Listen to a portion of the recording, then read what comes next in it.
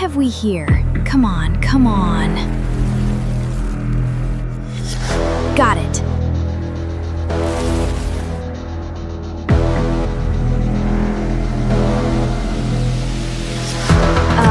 A little help here?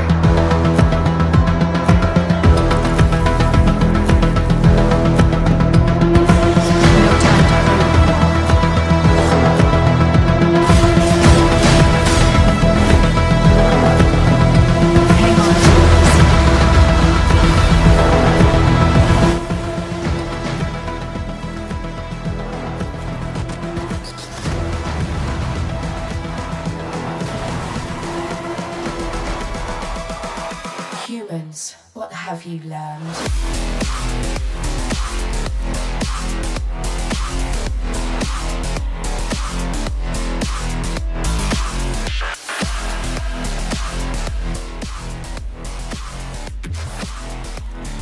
I was programmed to beat you.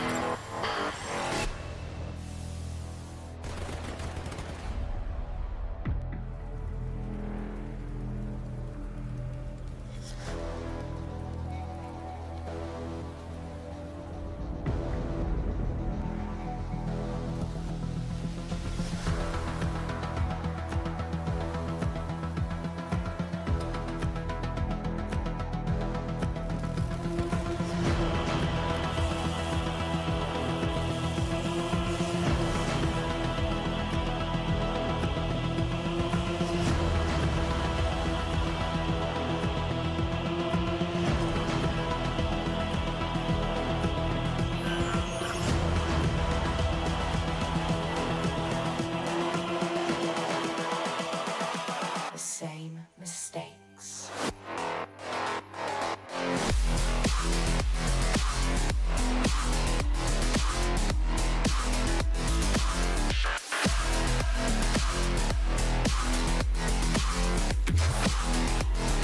I was programmed to beat you.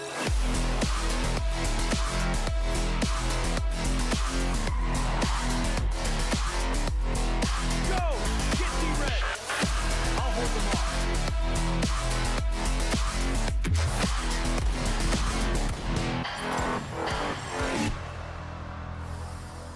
Thanks, let's keep going. We're moving! Affirmative.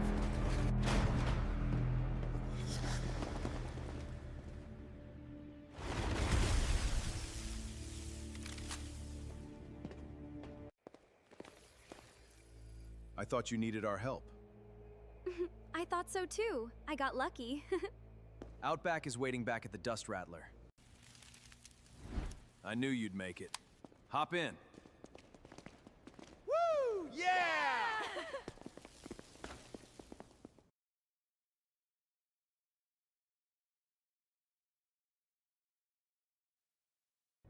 All right, there we go.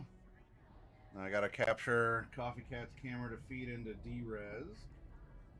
Tonight is all about kind of a soft opener, like the practice before, the dress rehearsal before the big show, as we are getting things ready for the next major arc. We're having a character swap out, as you saw in the very sloppy opener. It needs a lot of work, but that's the placeholder of the structure. Hopefully, the new song is also a banger compared to the first one. You got a little bit of a preview of that song in some of the other stuff that I had shown off previously. Audio is low. Like, as in, Raven, is my voice low? Here, let's turn this up a little bit. Test, test. Can you hear me all right? Yeah, I can hear you. Barely hear me and have everything turned up. Is this any better for you, Raven? If I'm looking at the camera, or especially if I'm looking at the crew in the crew cam, I presume you can hear me okay? When I'm listening back to the stream sounds good. Okay. Yeah, stream sounds fine on my end too. It's not any better. That might just be you then, Raven. Yeah, the stream's fine for me. Yeah, stream volume's good for me on my end too. All right. Well, all the same for any of you out there, Raven or otherwise, if something does need fixing, volume or images or something's just off, especially because this is supposed to be kind of a dress rehearsal. We're gonna do some conversation as soon as Fluffy joins us. Then hopefully we'll get to meet our player 5, and you can get a little spoiler for that character if you look at the overlay. By the way, overlay courtesy here of Coffee Cat, of Coffee Cat Presents fame and notoriety. We're going to be touching up some scenes. We're going to be touching on some character aspects and talk about things that might need shorn up from before and things to look forward to. I've replaced our landing screen and our lobby scene and our lobby scene here. We have a similar concept, changing up the art a little bit. The road is a little bit more twisty-turny. We're also seeing a launch, presumably from Morrow Rock, that could symbolize either something to come or just the fact that at this point of the story, this is where we are. We have the wonderful world of Oz, or the city of Oz in the background. We're going to space. Going to space. Going to space. Space. Yeah, all of us space. Space! I get that reference. I would hope that you do. This isn't the pop culture zeitgeist when you were actually paying attention to the zeitgeist, Coffee. Now, before we start our very important and laborious work, this is Table Talk, and it is nice to have Table Talk with you all again. We had a little summer vacation or winter vacation for you there, Lethality. But we had our session 0.1. Hopefully after tonight it'll be 0.2, and then for 35 it'll be going back to regular titles that vaguely describe what you might expect to happen in that game. Problem is that I'm not talking into the mic. Let's see. Maybe I can. Might wanna. I mean, you could also boost your mic volume in, Yeah. bit. Well, mic volume's up all the way in OBS. Is this any better? Test. Heretic, Raven, players. Yeah. It is a little better. You it's not as if you were super quiet, but obviously when you were looking over that way, it did sound a little more quiet. Something about directionality and sound pickup of microphones. Yeah, because the mic might be set to cardioid, and it's Okay. You all on the audience can't see it, but for my players, I look like a British beefeater guard for the palace because of the mic muffle. the mic is in front of the camera on our sitting end. on my head. And that, or I got one of those really nice Russian hats. To be fair, I've told you that you can make your primary camera and your us camera the same camera. I can. I just haven't yet. That's on a long to-do list. I've been a busy bee. All right. Well, we can. Boy, I really, Fluffy Sheep. I really hope you can show up tonight, because otherwise it's going to be a little awkward. Productive, but still awkward, because I'd like to get you introduced. But let's. We'll just start down the line. Coffee Cat, we'll start with you. What's going on in your world, online or off, that you'd like to talk about? Well, as y'all can see, I made some edits to my wig. I am very proud of how that turned out. I'm very happy with myself. It was an experiment, and it came out good. So I'm very, very happy with how it came out. As far as other stuff that I've been doing offline. I've been doing the artwork, the new artwork for the game, obviously. And once all of that's locked in, that's gonna go up like in the art channel or whatever, so that you in the audience can see it. But outside of that, obviously, we returned to San Antonio by night this last Wednesday, and some interesting conversations were had between Baron Velda and our dear Ventru Jacob. Jacob. Mr. Levick revealed to Velda that the hypothesis of, well, what if Prince? And Velda hasn't decided what she wants to do with him yet about that. Oh no! That's an Anarch City! Oh no! But when you He's think either about made the mother of all power plays or he's dead! given the structure of the city, and you possibly know some of this already, Lethality, but can we fault the logic, though? No, can't fault the logic, but it is a risky play. It is putting the head on the chopping block and going, hey, what are you gonna do about it? You're not gonna swing that axe. It's gonna cut off your hand. You fucking won't. Do it. Urian's done a similar play to Jameson, by the way, and in the very first series of San Antonio by Night. If you ever want to go watch that on YouTube, it's all there. Ventru being ballsy. The fact that Urian's a Tremere, don't get it mixed. Don't get it twisted. Tremere. Raven, you want to put Coffee's YouTube on the chat, please? Yep. Coffee Cat Presents on YouTube. Go ahead and go look that up, because I have almost 8 years worth of games in general, VTM primarily, but some D&D.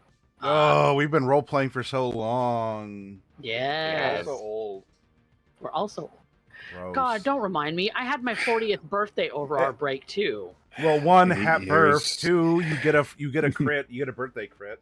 So 8 years is about how long I've Critical been damage. playing tabletops. Yep. Yeah, no, save it for a damage roll. Yep. Free crit on a birthday. Time to build a paladin. Not that I rogue pull out build. my weapons all that much, but crits don't really happen on quick hacks. I mean, critical success, like, Critical you know, success, or, yes. you know, if you really need to crack something, right, that's a 10, right, which you then get to roll another d10 and add to. Yep. yeah, Yep. or do your night time cyber magic that knocks them Yes, the knock them the fuck out out. on that quick hack, yeah. But yeah, that's what's happening at San Antonio by night. So if you want to go watch the recent episode, the VOD is up on my Twitch. It'll be up on my YouTube next week, as I post those things a week behind, just to give you know, a little bit of love to the Twitch channel while the VOD's still there. But yeah, and then on to segue kind of a little bit to Lethality. Lethality runs on my channel, Brisbane by Night Hellfire, which has also been very interesting. So, Lethality, tell us a little bit about Brisbane. Their holdings, the Second Inquisition has made a move, and the holdings of one Valentina Visage were attacked by some very, very zealous Leopoldites, which led to a lot of very, very scared and in pain Thin Bloods who had taken a assault rifle burst to the chest, and resulted in basically a counter raid on their own facility in order to get rid of this threat, which ended up with the Keeper of Elysium channeling the power of Thor, and that was fun to watch. And his head of security launching a couple of tanks filled with flammable liquid from their mooring points inside the building at a couple Ooh. of incoming helicopters. Hmm. Now, For a second, I heard launching a couple tanks, and I'm like, oh wow. Yeah. yeah, no, Were like people fluid, inside them? like fluid, like chemical tanks. But yeah, shot some helicopters out of the sky with those after doing the math and rolling a like 15 successes on a triple crit. Yeah, because I didn't say how he succeeded that, but that's why I gave it. So now they have a couple of Leopoldites to interrogate. Yes. They've Some taken questioning will be done. Oh yes, because they've taken out Not led by the Ventru, because the Ventru fucked it up the last time. yes. So much They've drama. they've made an accord with the Sabbat. They've cleared out two of the misfit hunters that are still coming after them, but they've still got the nastiest ones to go. This and more in an ever-evolving clusterfuck in Brisbane by Night Hellfire. Vampires So I'm and their gonna hand- politics. Yeah. Oh no, well I mean there is some politicking going on, but really it's more don't die. Yeah. It's all Vampires survival. and their weird messes Look. that invariably lead to politics. Clayton is very hard to kill with his 11 health and, things like toughness and Flesh of marble. flesh to marble. Yep.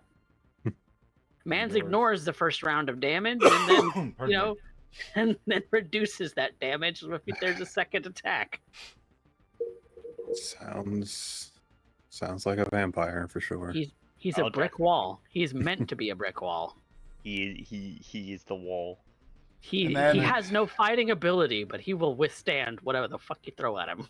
And miss then my depending mate. on the status of the characters, any other art and such, Coffee, are we getting back onto 2077 next Thursday? Yes. All right. Yes, we will continue to do 2077. I've made adjustments to my schedule at work so that I don't work late nights, especially with the Halloween season coming up, because Halloween apparently leaves the park open until midnight. So I'm like, ugh, yikes. There are some late nights to be a screamster. Yeah, I'm not riding my bike and or walking home that late at night. No, thank you. So I adjusted my my availability to be like, yeah, morning shifts only, please. I'm sure they're happy for that anyway, because openers are probably a little harder. Well, some to of have my as team a... do prefer to close, and some of my Yeah. team, like myself, prefer to open the park. So It works. All right, moving on. Evil, what's going on with you? Anything happening in your world, brother? There's been a bunch of happening. ooh, Oh. Oh, whoa. So so for Warframe, TennoCon came and went, Okay. and so we got to see get a sneak peek of Tau, which is our next major destination. And they announced 2 new Warframes. One of which is voiced by Matt Mercer. ooh, nice. So, what Oh. classic Matt Mercer voice is he doing? The Warframe in question is Briscoe, and the theme with Briscoe is noir detective. Ooh, He's doing that kind of voice. Got it. got Yeah. it. So, outside of Warframe, Scrap Mechanic, which has been dead for the last 6 years, decided to come back from the dead and release their 1.0 update today with all of the stuff they've been promising the last 5 years. I guess it'd be more like 10 years at this point. What is scrap mechanic about? It seems like it would be in the title, but like, what are you doing with the scraps? So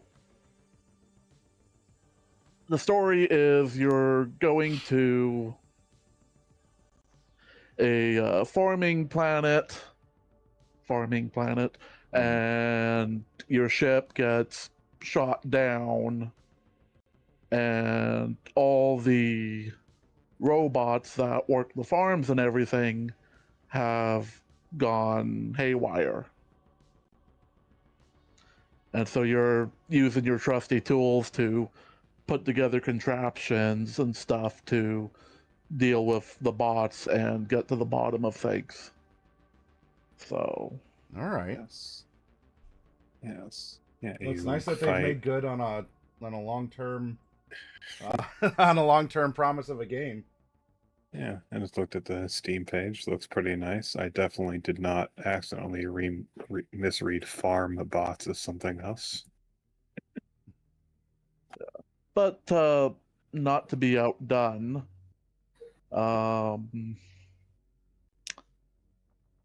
Stone, the developers of Project Zomboid, also had an announcement today. Oh, Project Zomboid. Yeah, so earlier this month they were talking about how the next update, because they're working on Build 42, and Build 42's releasing the unstable branch updates.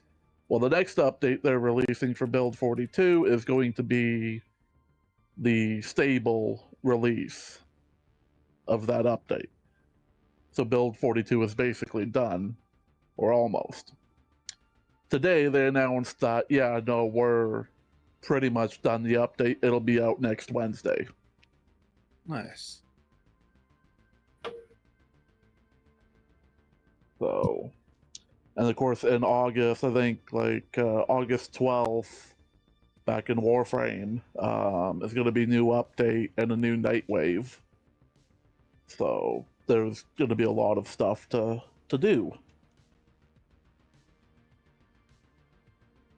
And outside of video games specifically, Sony continues to shoot themselves in the foot. Xbox has managed to seemingly pull their head out of their ass. Nintendo's pissed people off. And Valve is just eating popcorn, as always. A wonderful Valve strategy of do nothing and win. It's like, it's like, but Valve has a monopoly. Because we're It's not a actually monopoly. good to our customers. Well, here's the funny thing too. They have other options, but they come to us not because we're taking them away from you because we're doing something anti-market. It's because we're better than you. Saying Yeah, Valve meanwhile, is a monopoly. PlayStation. Meanwhile, we have PlayStation. We're not a monopoly. You can buy physical games and games on PlayStation Store. Oh yeah, in 2028 we're discontinuing physical game production. Yeah. And going to digital only. But Valve's a monopoly. I mean, to be fair, PlayStation is also getting sued in Sony's getting sued in several countries because of that. A lot of people are. So speaking of farming, a lot of people are definitely farming that, including me. I wrote a satirical article for the store, talking about us banning cardboard and plastic, and we're switching to cards as a service. And I did see that. That article did fairly well. So Yeah. Sony's getting farmed by contending to be lol cows. I can't believe how many companies jumped on that. It was On amazing. that announcement. So evil. Clearly, Gopher is gonna digital only pizzas. Gopher's going to switch to not just switch, but you're gonna multi-class. You're gonna be a tech media, and you're gonna bring us all the news, all the dirt on what's happening in. Oh my gosh, yeah. What Jeez, you don't play for a couple weeks, and like the video game industry, like collapses and rises, and all sorts of stuff Shit happens. the bed. and- Yeah. it's It's just literally absolutely- that meme of missed one day at school. The stuff I missed. Missed one day. I can't have missed that much. One day at school, there were 3 fights. Jimmy Parsons threw up during lunch. A teacher got fired. Yeah, or there's the There was D&D an one. It's active like you ghost show up event. late, and it's the guy who's like, grab a cactus and come on, we're fighting the boss or whatever. Speaking of fighting bosses, and let's take you over to Overlord Chameleon. You recently fought a big boss in D&D. Yes, last night we fought a lich at level 12. Fun, especially with all the misses that you're talking about going on in the Yes, beginning. I did exactly one thing. I Pardon me. spiritual weapon and missed twice. That was the only thing I managed to do because the fight only lasted 2 turns. Oh, all right.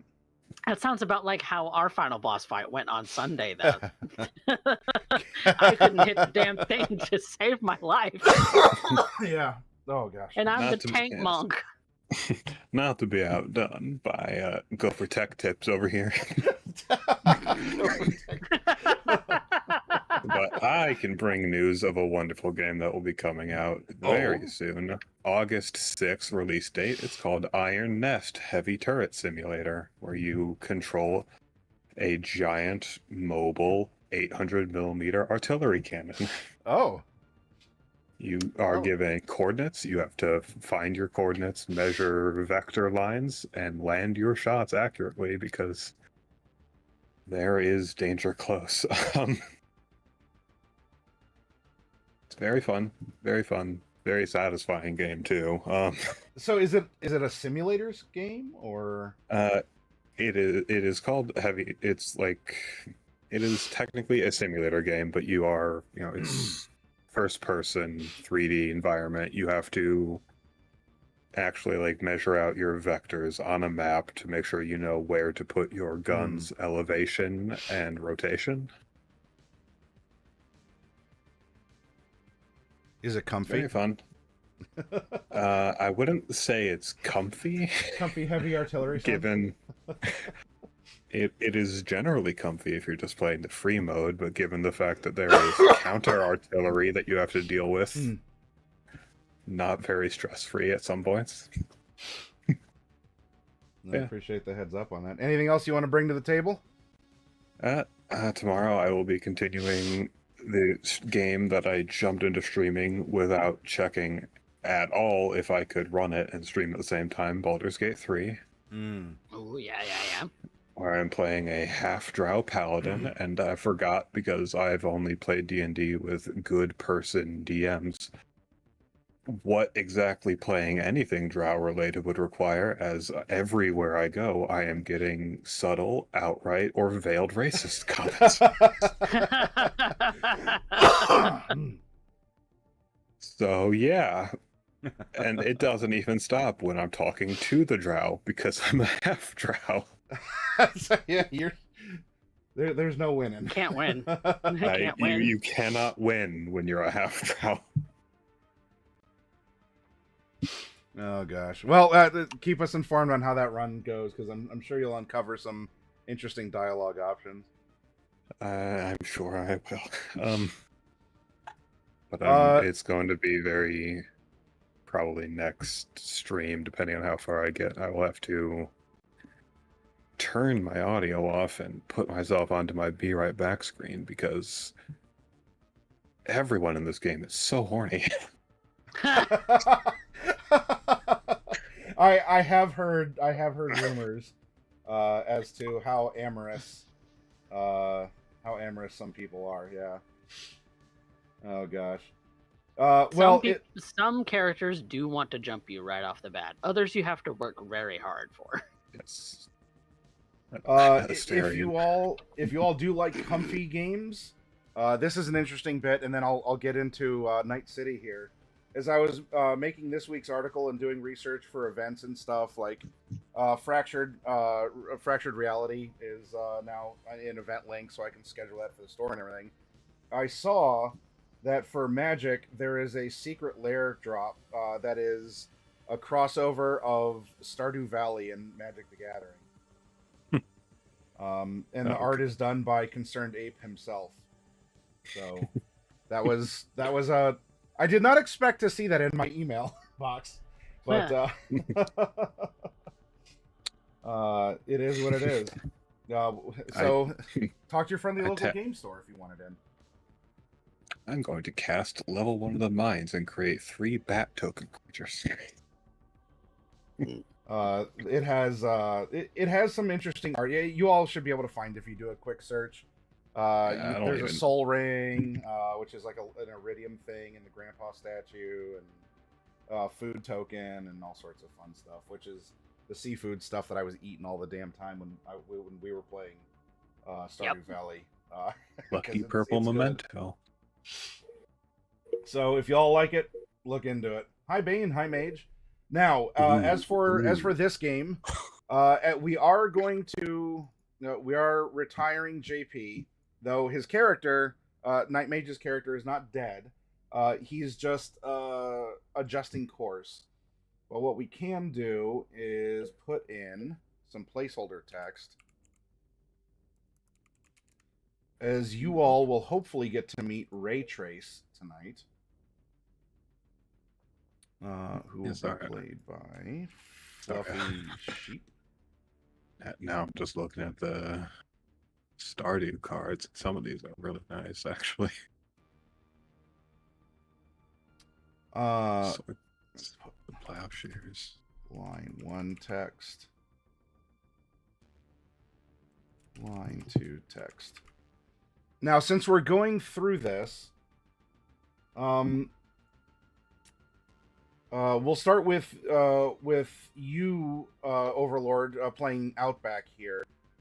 Is there anything now? Obviously, the art will get updated and such as we get that from Coffee Cat. Is there anything to your blurb that you want me to update? Since the initial concept is lost his home and wanders to find a purpose, runs errands into Night City for the Aldecaldos. That may be true, but as you all are coming together now as Lost and Found, or if there's a new aspect to your character you want us to understand, or you wanna tuck away this first concept, would you like to change this language at all? To give like a 2 or 3 sentence blurb.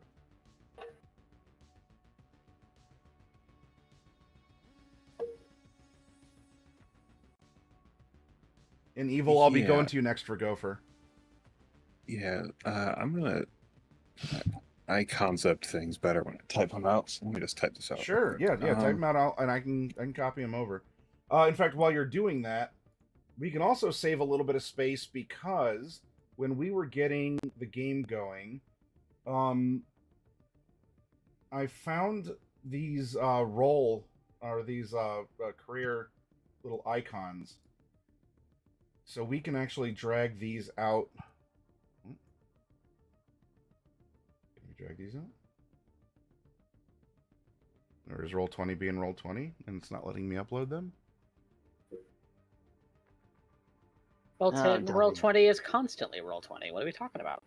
Roll20 has been a boiling pot of gumbo. Something went wrong. Manage uploads. Okay. Well, there's these fun little hexes that you see Coffee Cat used in the overlay here, and so I can use those also on our lobby page to save a little bit of space as we go through things here. All right, let's Control Cyberpunk C. Red is Cyberpunk Red on pen and paper is a hassle. It's actually not that bad. Let's go. That can be difficult. Just do it live. No, we're not doing it live. We're doing it live. We're doing it live.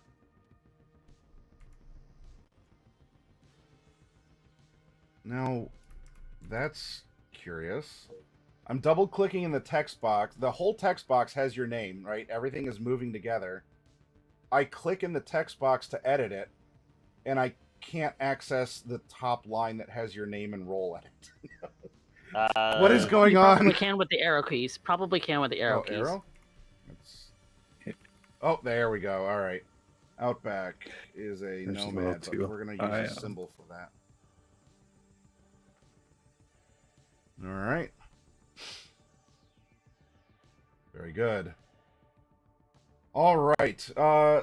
Evil, for Gopher, is there anything that you want to change about his blurb? A little update?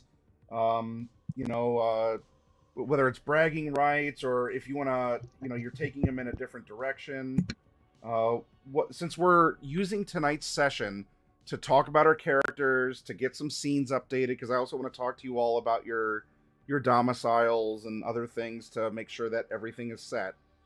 What can we update besides the art for Gopher?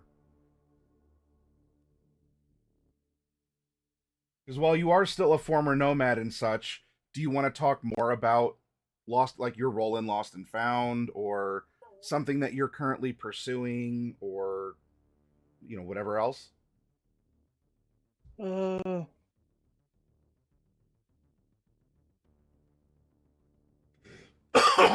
I'll probably have to type it out. Okay, yeah. Like Chameleon did. Okay, yeah. Start hunting and pecking then. Then we'll go over to lethality for Kiri. Is there anything about Kiri that you would like to amend? We have our new background. It's the same concept. It's a little bit different. You have more of a winding road. We got the launch going off in the background. You have the wonderful city of Night City of Oz in the back. And while the things that are up there are still true about you, is there something more that you would like to add in a 2 to 3 sentence structure? Honestly, no. I think that still sums up Kiri very, very well. She is still very much a transplant in that sense. I'm not even gonna say anything about her roommate. Yep.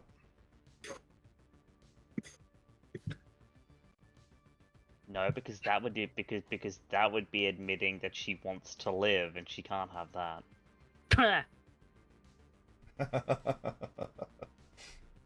She does, though. She wants to live. It's more a matter of she will engrave her legacy in history because she knows that this job is gonna kill her. She's not planning on dying, but she knows that one day there's gonna be a job where it's like, no, the flags are gonna go up and like, no, this is the last ride.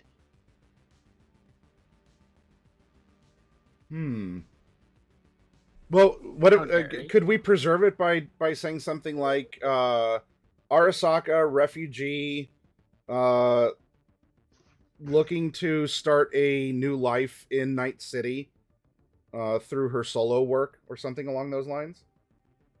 Yeah. See how that might look.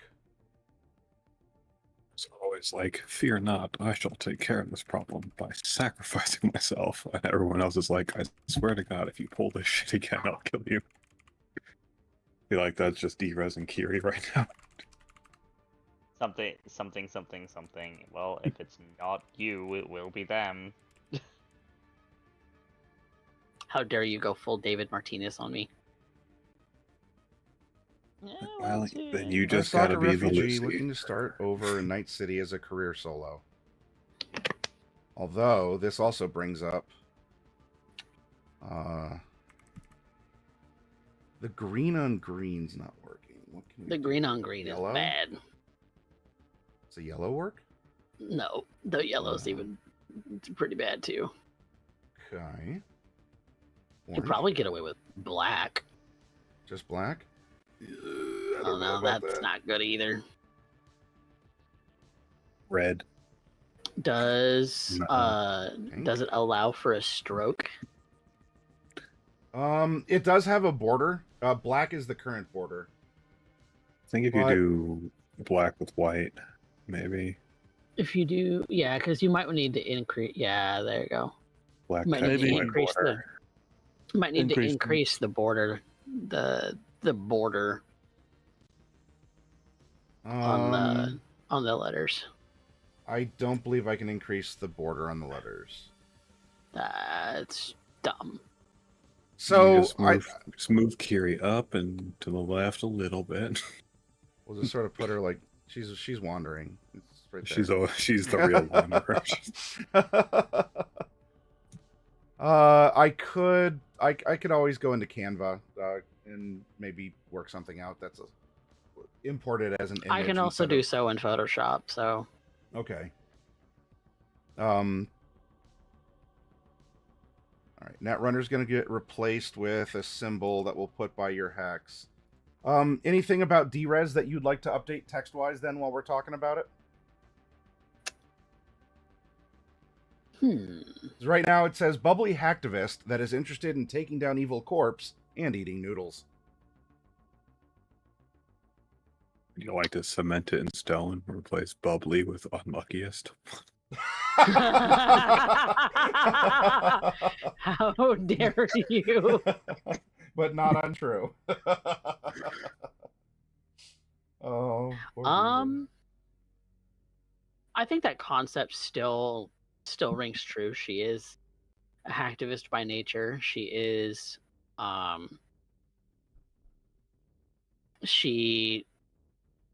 she wants the best for the people of Night City because this is her home. Mm-hmm. And so still rings true. She hasn't done a whole lot of the hacktivist work on screen so far. But I think that is something that's probably going to be Okay. something she pursues more as the game goes on. Then in lore, is there are there like named tiers for Netrunners? You know, like noobs and whatever, and then pros, and then is there Not anything like really. that you know of? Like a Netrunner? Not really. Or... Not in... With Cyberpunk as the system and lore as a whole, it's you're nobody or you're a legend. Yeah. Yep, and Okay. that plays into the entire flash over substance kind of thing. The only kind of distinction that one might make is sometimes, and I've only seen it a little bit in Cyberpunk, and I think they took this from Shadowrun. That sometimes you might see corpo netrunners called spiders, like building bound netrunners as called spiders. Yeah. I think there's the only class that has anything like that built into it is the rocker. Yeah, the rocker is the only the rocker, and like Kind of the media, kind of the corpo. kind of the Well, media, kind of the doesn't- exec, kind of the fixer. Yeah. Doesn't Solo have like Ronin and Samurai or Those whatever? are just like burns for a Yeah, Not they're, really not, rank, they're, not, yeah. they're not bound. They're not really bound by rank. They're more like distinguishing titles that you gain through work, rather than like Yeah. based just experience. Because like, yeah, you could be a rank 10 solo, but if no one's ever found out about your work, no one's gonna call you a Ronin. Does something like that work? Haunted hacktivist that is learning how deep the deep end is, passionate yet cheerful. I think that works too. Yeah. Okay. Let's. We have. Kiri be the only one who doesn't change at all because Kiri is our rock. Kiri is our foundation. Ex-nomad tech who settled down in Night City, maintains the cruise gear. Nomads over here just trying to prove they have a purpose. This is what we do, okay? We are very clearly technique-oriented people.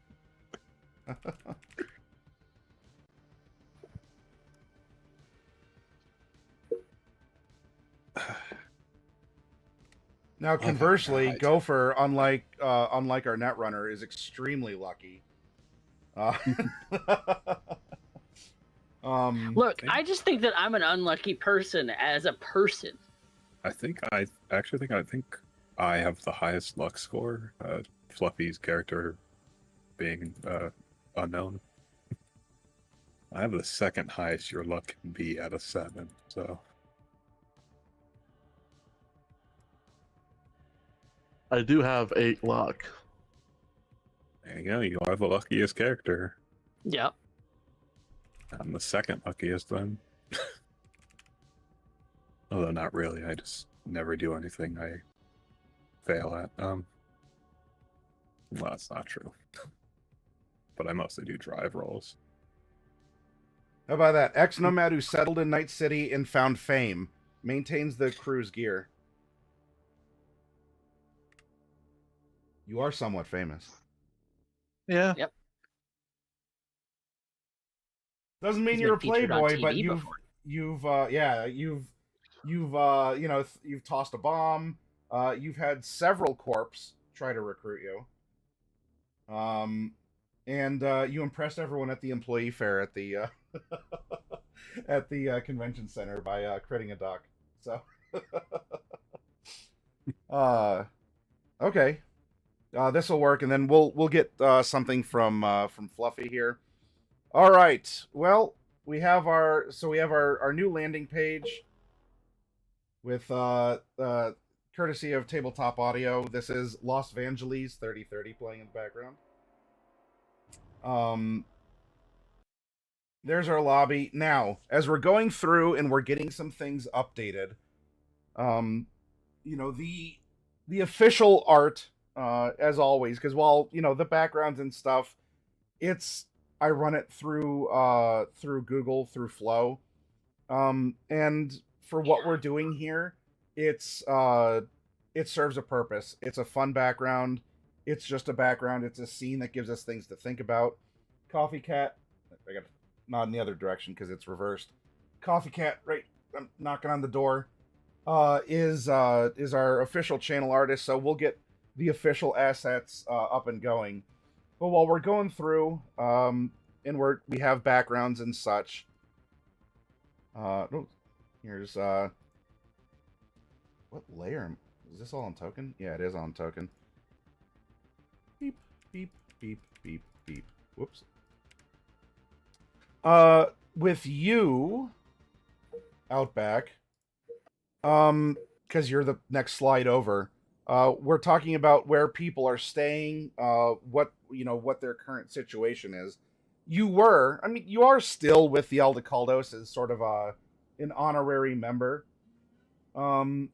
But I believe that in our last session, you wanted to stay inside the HQ as a way to just continue to work and also kind of guard it. Do you want that to be your home scene if we ever need to find you somewhere, or do you still want something like this to be your home screen? I think this is going to become probably we are going to the Aldecaldos for something screen now, because yeah, I got the new fit, made the new fit on the new art, so I have become a transient a few miles into the city. I'm going to be a little hometown headquarter guard dog. We're going to duplicate the page. And we're just going to call this the Aldecaldos camp.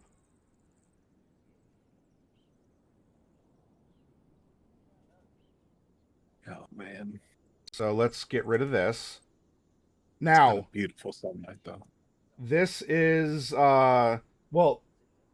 we have the ship of Theseus, otherwise known as the Dust Rattler. It's more Frankenstein, but yeah. Yeah. So at some point, I guess we'll find out when when it stops being the Dust Rattler, or it just continues to be dustier and rattlier. But you should get that rattle checked at. That might be some undercarriage damage. What about you? What about the Dust Rattler has evolved since this initial concept? Is it more like a station wagon now because you can carry people? Yeah, it's more. It's got definitely got a more extended cab. That's for sure. It I'm would. taking notes. Extended cab, kind of. Yeah, A because I went from station. having a 4-person to a 6-person. Do you still see it as having things like the luggage rack or like the off-road tires and such? Oh yeah, it definitely still has off-roading tires. It's got the front for its tow cable. That's part of its heavy chassis. The top rack is fine because that'll play into future evolutions. Okay. The only thing I think would have to be, I don't know how easy it would be to do security upgrade. It does have like those, like everything ever where it has like the hexagonal panels that retro reflect because it can go invisible. Oh, okay. So some light bending hex camo Yeah, tiles. because that was the Okay. most recent upgrade I got for it was the security upgrade. Yeah. So it has DNA locks. At first, when you said Kiri in this, I'm like, I don't remember you getting that Ghostbusters style, like the side of the car opens up and the like mounted like seat comes out the side and for Ecto One. I don't remember that, but I'm sure that's an upgrade you can get if you really want like a Kiri seat. Call it the Kiri seat. The Kiri seat is going to be whatever seat the heavy weapon gets mounted onto. Yeah, yeah. Which is the upgrade that Kiri wants me to get. So If eventually, and you know what? Because you can technically pick. I believe that is a thing that you can still pick. You can pick up off the market. yeah, you can buy Nomad upgrades on the market. I just have to go into my sheet and tell it to ignore my limit on upgrades because the base demi-plane sheet assumes the only upgrades I have are from my roll ability. Ah, okay. I think there's a homebrew or yeah, there's a way you can just have it kind of look the other way. Yeah, because you can technically, but you can buy and install them if you buy them at the market. Yeah, you can. It's just you have to roll for there to be a Nomad upgrade on the market, and you have to buy it. Is the Dust Rattler? You have to have a high enough rank of a fixer that they can source it for you. Yeah, or a fixer has to source it. Is the Dust Rattler still that dusty tan with a red scorpion on it? Or does it have the Lost and Found on it? Or it's going to have the Lost and Found symbol on it. Unfortunately, because of the invisibility paneling, the scorpion's not able to be seen anymore. But but if it is seen, there's a red scorpion.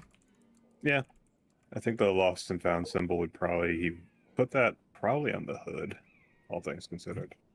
Okay. And the base color is still that kind of dusty khaki color? Yeah. Okay. Oh, sorry. Sorry for those not attainable at rank 1, like the mount. It's luxury pricing. Yeah, they're luxury. So. Yeah, so it cost us 5,000 eddies, and we'd have to get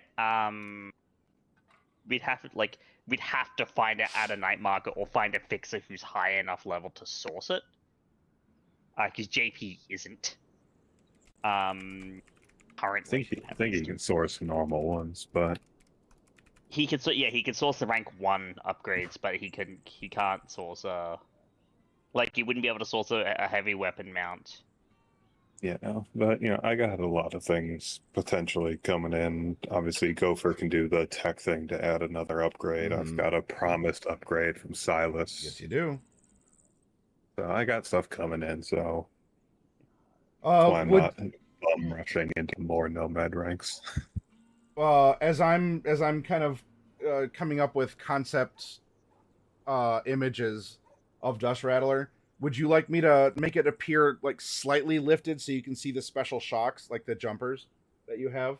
Like, you don't need to be like 6 feet off the ground. Yeah, sure. Okay. I feel like we don't go to this screen often, so make it cool when we do. Yeah. Well, and especially, so what I can do, and this is somewhat similar to making the little animations and stuff, like for the opener. I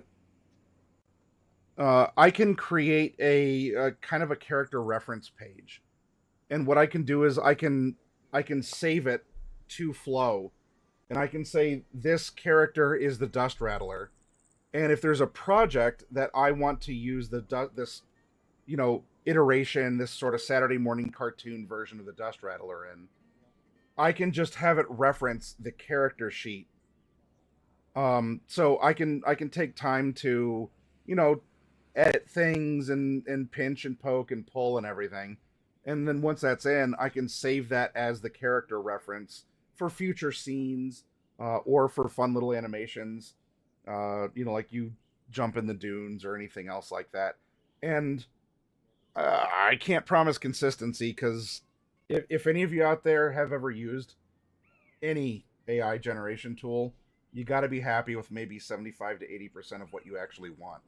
That's why it will never replace humans, at least not in the near future, because like Coffee Cat, you can actually talk to him and tell him, hey, can you do this? Change this color, do this thing. And I can do it. Yeah. And you can actually get the results that you are not 75 to 80% to like. You can actually get results you do like 100%. So, ultimately that's why, although we saw the tokens, and shout outs, I don't know if Black Wolf is in chat. Shout outs to Black Wolf for the little avatar icons that we use for communication. And for the realsies stuff, that's Coffee Cat here. So, and taking notes, we'll get something that is a semblance of the Dust Rattler. And if you ever do want like the actual look or something, let me know and we'll replace it. All right. Goodbye, Dust Rattler. You're in another scene. Now, this is a scene for you out back that we haven't used yet. We have not. Which could very well be its own, this is its own, I don't know, gig or part of a gig. So we have that buried in the visiting the Aldecaldos, although the person who lives here is not an Aldecaldos, if I recall correctly. They're not. So I don't think we need to do anything with this scene because we've not been here yet. Nope, that still scene technically is new. fine. All right. Sneak preview. So it's a sneak preview of future content. This is the roadmap that we're looking at. Now, Surprise tool that will maybe help us later.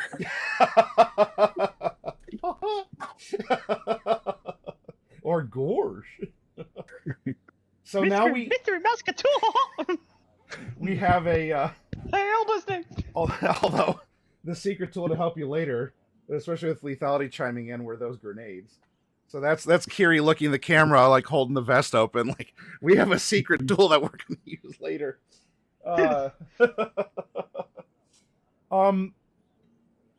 Describe, like, I'm going to work with you all for the exterior of the base, and of course that's going to change over time as well.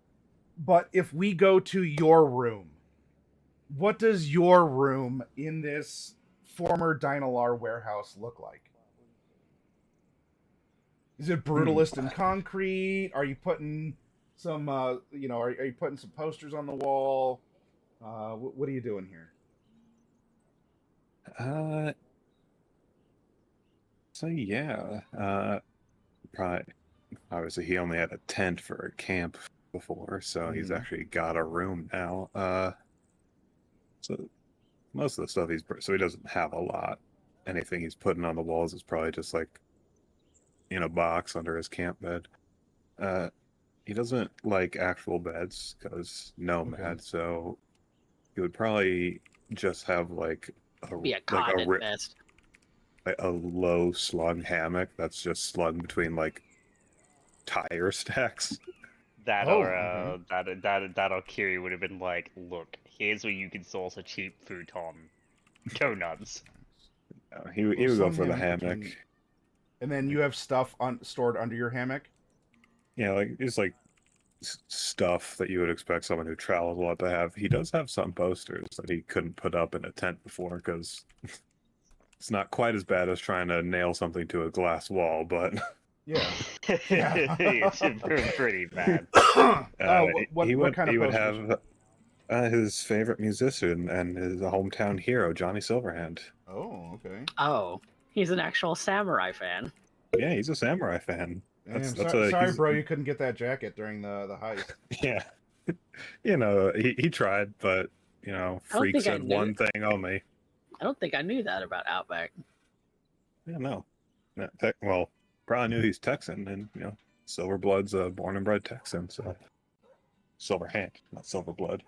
Might have Silverblood, I don't know. Who else? Who knows? Yeah, Silverhand's a Texan. Fought in the Texan-Mexico War. What is Outback's favorite song from Samurai? Oh, you're getting called out. Black Dog. Black Dog. Fair. I'll make a note of that. Anything else? Like, do you have a workbench, a desk, or? Well, yeah, he probably does have a workbench. I mean, it's probably not as overloaded with stuff as Gopher's would be, but in case he's got to pull the transmission out back to his room and work on it there. Okay. He's got some tech stuff. Yeah, probably just some like miscellaneous tools or whatever. Some I'm not too tools. worried about like exact. This is just it's a reference image. It's not your current inventory. So if you have some car tools and whatever, Some that's car fine. tools, things like that. Yeah. Probably just like a weapon dismantled on the workbench. Oh, all right. Always tweaking with things. He's Weapon tweaking. Dismantled. For work. Look, so long as you're not tweaking on blue glass or some shit. Yeah, blue glass would be a bad one when you're driving. Yep. Okay. This would also be sort of a personal thing for Outback. Do you have a mirror in your room at all? Like either for personal grooming or getting up and doing like daily affirmations or He's probably got a mirror. Who does daily affirmations in the mirror? Corpos, probably. Yeah. Along with a line of scent coke. Yes. A Corpo's mirror is flat on the desk, so they can do their synth coke. And also their daily affirmation, I will survive today. I will do good.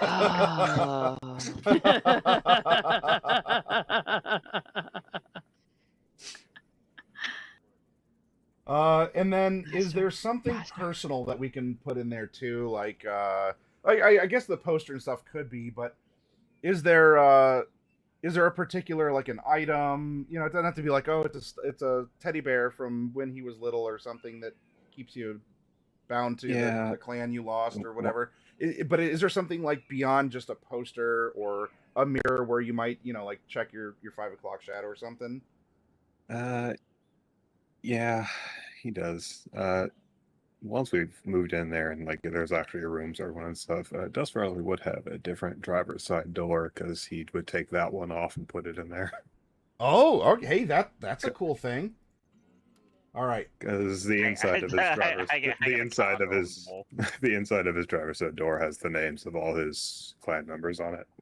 Oh man, you're catching me in the fields with that. I'm not even responsible for killing those people. No, I am. You are, but you're making me feel guilty about your background. Actually, if we want to really put the blame, the dice are to blame because the dice rolled this. Damn you, Pondsmith, for creating this that ultimately led to this tragedy. Right? Yeah, I was just rolling, and I rolled my family crisis as my family vanished. So, I'll tell you though, a detail like that really makes you own that crisis. And like it actually does give me feels. Like I kind of got a little shiver that like you have Dust Rattler's door, like in all the upgrades though, you're keeping that door because that door has your family names and everything on it. That's an excellent leaning into the randomized prompts. You know, the dice will tell a story as well, but also making it super personal. All right, so I will work on this. It is now your room is blank, but I'm taking notes in a Word document. The Is there holodeck will print it soon. is there any other scenes or details that you would like me to create where you think that we're like I will have like base interior shots, and that's something that we can talk about as a group because each of you are going to want things. So of course there's like the interior bay, but something for Outback, like the radio station we haven't been to yet, or the Aldecaldo's camp. Is there something Outback centered or mostly focused on that you would like me to make sure that I'm including in our archive of scenes? If you just want to get all of them out now, even though we don't technically have it yet, eventually our HQ will have a garage. Okay. So a garage scene for the HQ, probably. Okay, I will just make a note. Garage scene. And by that, like, it is a garage with like lifts and welding stuff. It's not just a place where you park the Dust Rattler. It is a garage. Yeah. It's a full-on like it's like a mechanics workshop. Like auto mechanics workshop as well as just a storage area. So okay, think like Delamain's HQ but smaller. Yeah. And way less high tech. Oh, and also not as much like fluctuating electricity everywhere. Because you know that's a thing that happens. I don't know. Do you all want to solve like jumping puzzles to get into your your HQ? Let's get to the AI core by playing the floor is electricity. I mean, I could, but I'd prefer not to every day. That'll get boring. All right, so we're gonna archive the Aldecaldo, which is really just your old pad setup. So Outback's pad is clear. We're gonna go over to Gopher. We're gonna visit your pad next. Now, and this is relevant too because I think you all were talking about either still having your own place or living at your base to save some money. Were you moving out of your pad, or are you still sticking with it, Gopher? And if you are sticking with it, or even I guess if you move into the HQ, what are we doing to your room?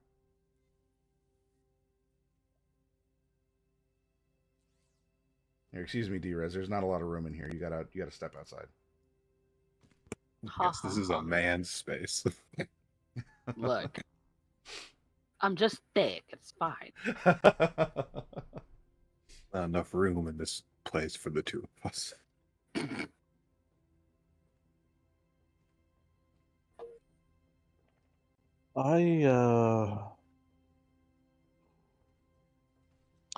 Not sure, really.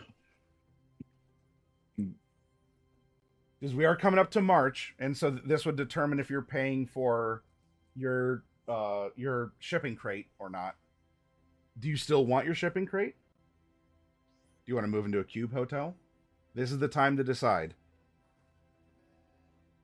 I did JP dirty because I never made him a cube hotel. And then he had to die like that, even though he didn't die. He had to narratively die. He went to narrative heaven. He's out the afterlife now. Literally, he's just drinking the days away. Yeah. Getting gigs and everything, listening to gossip and shit. He's at the afterlife. I had like the wildest headcanon because I started another 2787 playthrough, and I'm like, what if JP just changed his name and gained a lot of weight, and he's just Dex Deshawn? Dex Deshawn. That's unfortunate. That is. That's the most unfortunate end for JP. He gains a lot of weight and becomes Dexter Deshawn. So Gopher, what would you like here? What's on your mind for your domicile?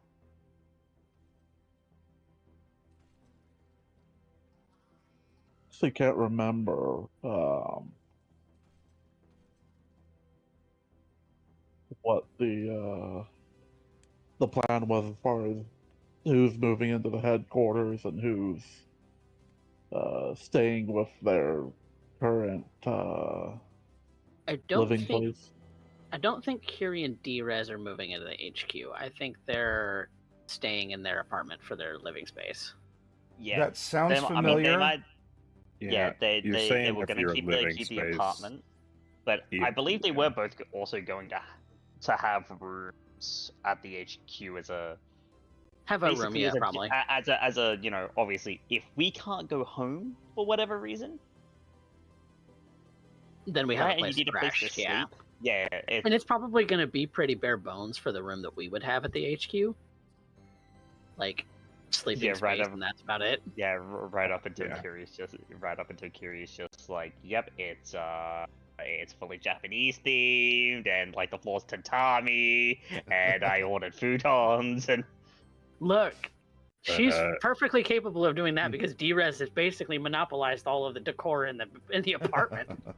Yes, but everyone was putting forth, I believe, 500 on the rent-to-own plan every month for the HQ. So Yes, that sounds familiar.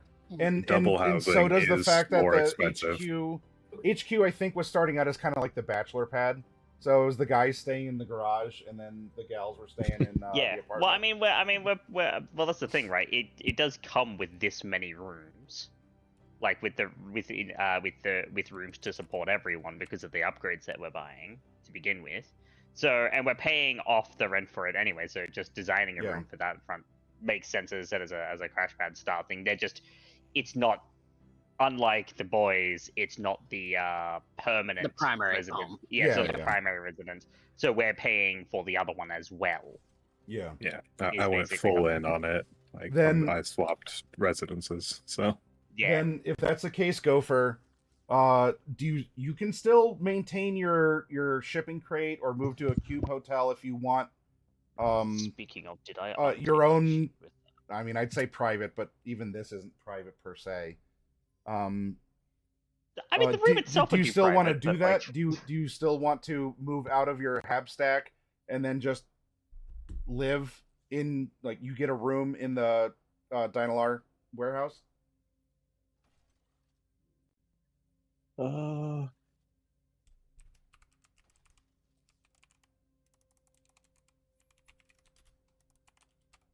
I think right now,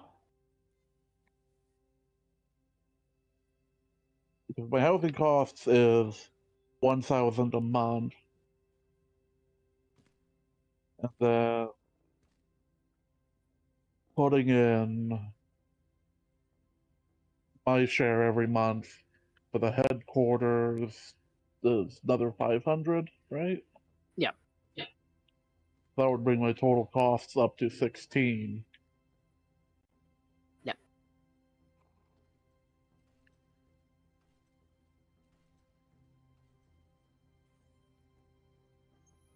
Yeah, I think economically, I don't think it makes much sense really to stay in the cargo container. Okay. Then let's do this first. On your character sheet, I mean, you've been a good tenant. You've helped them repair things. You got along well with the owners. If you want to put down the at least the wife, which I don't know if we ever gave her a name, so you can make something up if you'd like. You can put them down as like a friendly contact, or someone who might, you can get a hold of them, or maybe they'll offer you a job if they see you or whatever. So you can still have a connection with your old like cargo yard tower thing if you're moving out. And then of course you have a friend who has a car, and this should not be a surprise to Outback that when you're the friend with a car, you help everyone move. So you can be moved out, and everything is cleared out in time. Like, we can do a little hand waving, that's perfectly fine. That said, so we're gonna retire. We're gonna retire this scene. Oh, the view. That's fine. The owners can still let you up there if you're feeling nostalgic. Forgot about this. Yeah. So you lost that, but we're gonna rename this to something like Stacks. Gopher's Perch.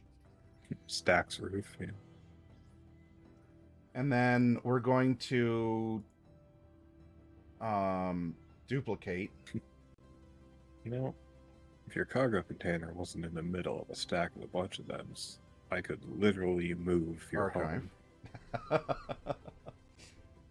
Cargo All right. container with living in it can't be any more than 10 tons. So your perch has been saved, and it is now time to say goodbye. Oh, I forgot. This was a concept for Kiri and Where's the kids Drez. run? Yeah. Oh no, no, I'm sorry. Yeah, because I repurposed that from after a couple drafts. That was the kids' room where you discovered some drug trouble was going on. All right. Yeah. Oh, fresh start. It's nice and clean. You have a blank slate now, Gopher. In the warehouse, what does your room look like? Are you keeping it bare bones and brutalist?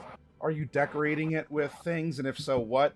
Describe your room. What are some of your amenities? Again, I'm not worried about like, oh, well, this costs 100 in the book. Just tell me what it looks like, and in an initial, like, not like, hey, if I survive a year, it'll look a lot different. I get that. You're just moving in. You know, there might even be like, I don't know, Dynalar left a crate of something. You have a bunch of spare parts and stuff, like a restaurant that decorates the interior with old license plates or something like that. Tell me what does your room look like? I found a bunch of Etsy overstock.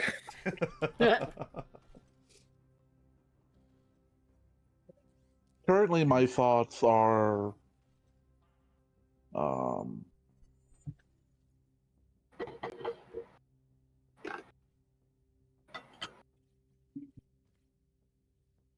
it's not like similar to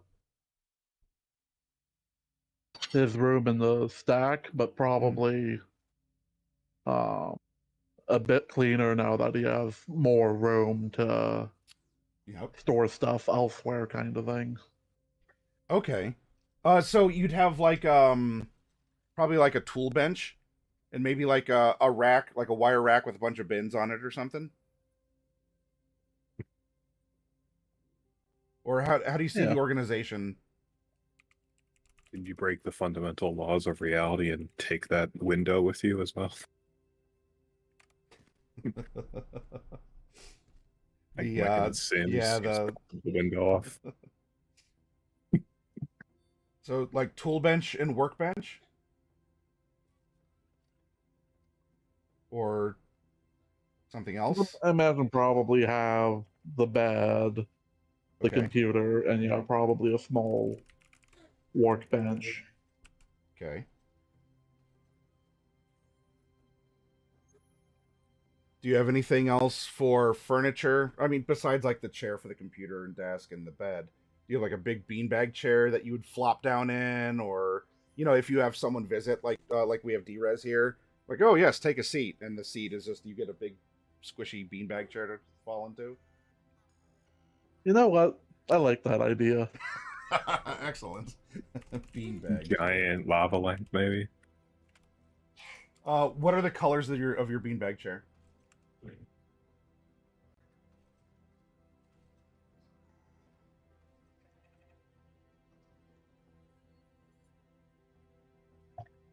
Let's make it green. All green?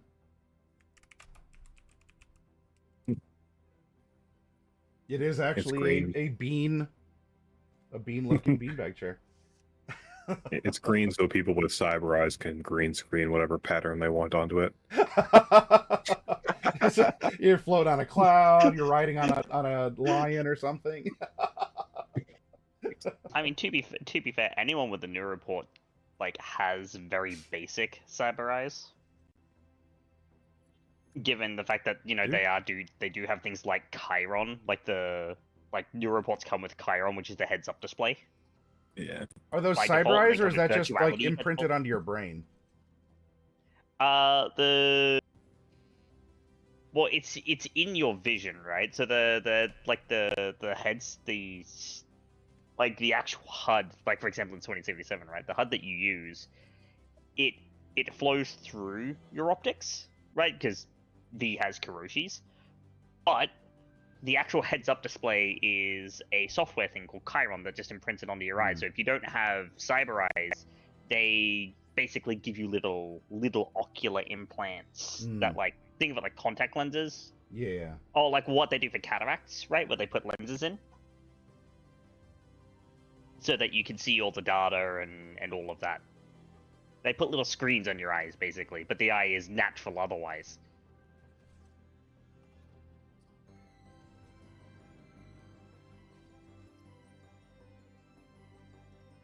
There we go. It's pretty neat, that. All right. So we have a tool bench and workbench, bed, computer and desk, a beanbag chair. What do you have decorating your room? Like personal things that would reflect your personality, interests, motivations, that sort of a thing.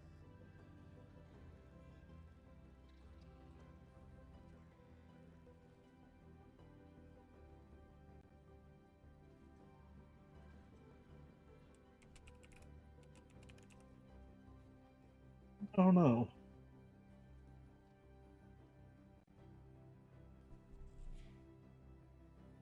Do things like schematics interest Gopher? Or, I don't know, does Gopher have an anime waifu and you just have like 10 posters of her up around? Or mechs? If you want to have a little personal bleed over, like does the concept of mechs always interest you, and so you'd have some stuff like that? Or I don't know, because we kind of gave you the window that you could change the scenes, like you're living in a soul crushing hellscape, but you could look at mountains if you really felt like that, or you wanted to look at the beach. Are you more of a oh boy, I would really like to experience nature? I don't know, though. I think actually having like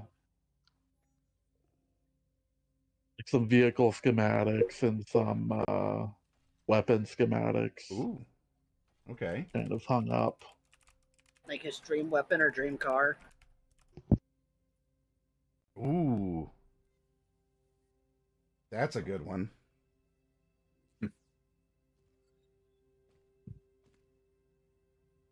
Because he is a former nomad. He did used to have a car, possibly. Oh, What happened to his old car? Does he have a photo of it? yeah, that's excellent, actually. And that we learned No, I was about thinking he more was- him being more of like having a bike Having had a bike. more so Okay. than a car. Yeah. Okay. It would be really funny if this is how we learned Gopher was actually part of the air nomads, and he had a B-11 bomber.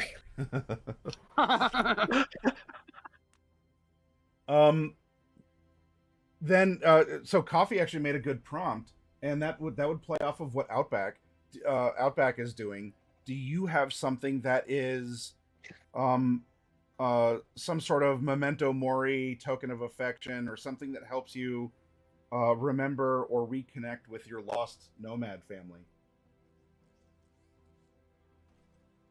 Yeah, because you suffered a similar crisis to Outback.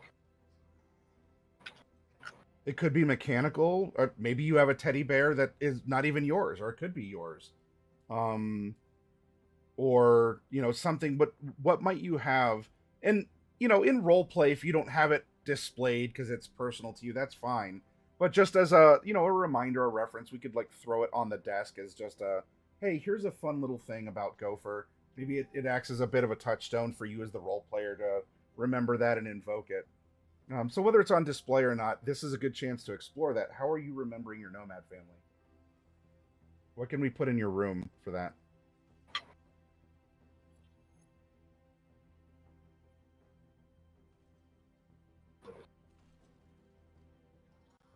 I'll have to think about it. Well, let's throw out ideas here and now. We're here together. If you need prompts or ideas, not just me, Coffee Cat's good for this. All your fellow players are good for this too. I know it's putting you on the spot, and don't worry, I won't press you harder much further because we're almost done with your section. But let's get a couple more things out here.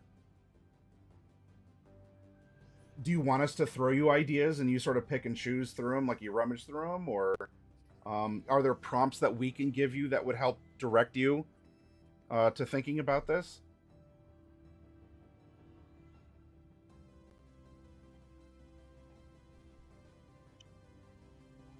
I don't know.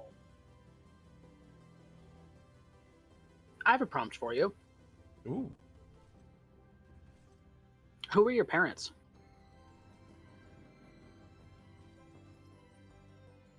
And there's no right or wrong answers. Were they also techs? Were they net runners? Were they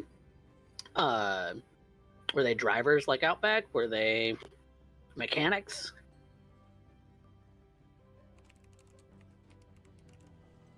I actually haven't given it any thought. Do you think that Gopher would have a picture of them? Oh. Because names we can randomly generate. Appearances Yeah. we can randomly generate. But does he have... Obviously, they're his parents. So does he have something that to remember them by? Because they died in the crisis. I suppose that is something we could. I suppose we could give it like a picture of the.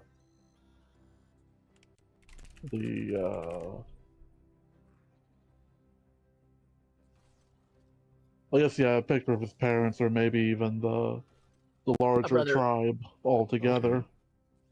Or a brother or sister.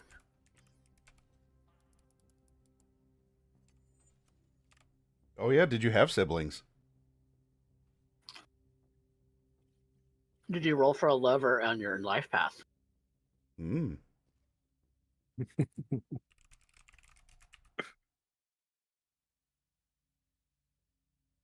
Go on, Felix. Quit looking at my things.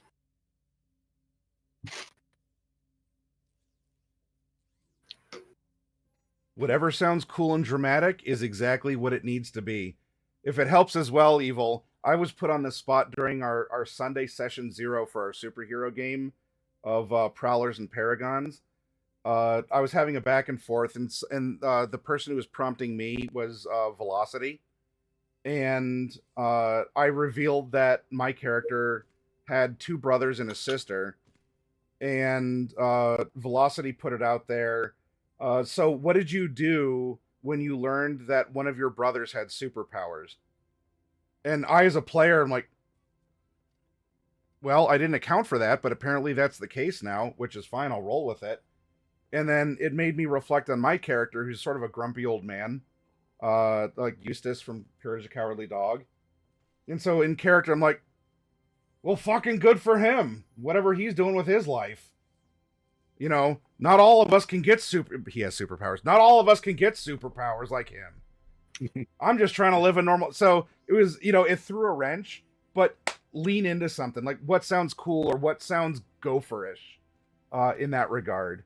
You can lean into anime tropes. You can come up with something that we don't know is personal to you, but you invoke it as a personal thing. Like maybe your family has a particular, tradition or makeup or something, and not that any of us know, and you're not doxing yourself, but whatever you say could be that, or it could be from a show or a video game or a comic or something. Lean into it and have fun. There are no right or wrong answers here. I don't want you to feel like cringed or embarrassed or anything for this, because we're discovering your character, which has been an amazing process so far in our 34 sessions.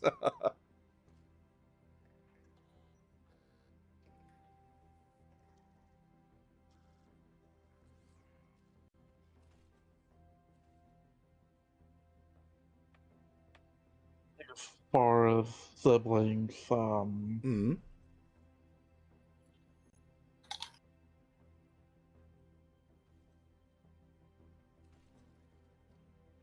I think I'm gonna have him be an only child Okay,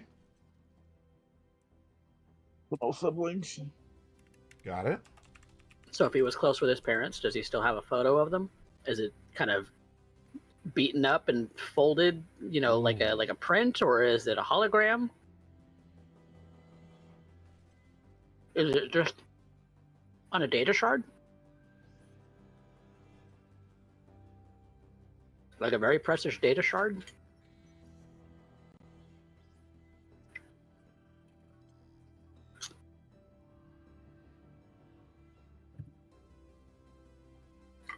That's something in Yeah. Star Trek: The Next Generation that always, like, I don't tear up, but it gives me a poignant moment. Is Lieutenant Data actually has Tasha Yar as a little hologram? And Yeah, every holographic picture. Yep. And every once in a while, he just like takes it out and considers this little hologram. Like, he can't cry, he can't feel sad, but he tries to, or at least he contemplates it as she just kind of is like shifting and positioning. Man, that always that got to me.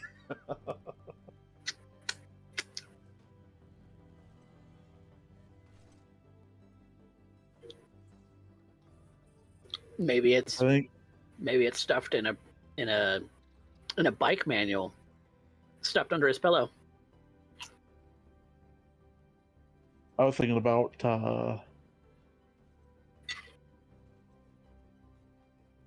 having like a physical print that is framed. Framed print.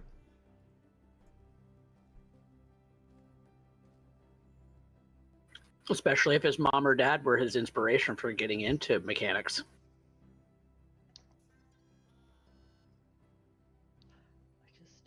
Coffee brought up a good point too. Is this an immaculate photo, or while you don't know what happened, maybe there's a clue with the photo because there's water, fire, or acid damage or something? Could that be a clue that leads to it, or that you want to dramatize, or for some reason the photograph has your mom and dad's heads, like all the top part is ripped off, but for whatever reason you can't remember their faces, and it's a tragedy because all you have is them from the neck down. Lean into it, or you can go with like, no, this is a standard, a prim and proper family photo, and it's precious to you because this is the last like full remaining thing you have.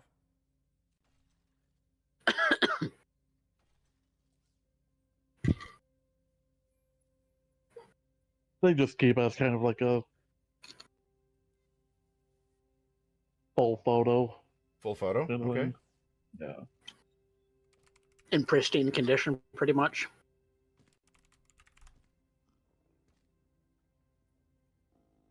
Maybe not pristine, but Maybe the frame's a little beat up from travel. yeah. Okay.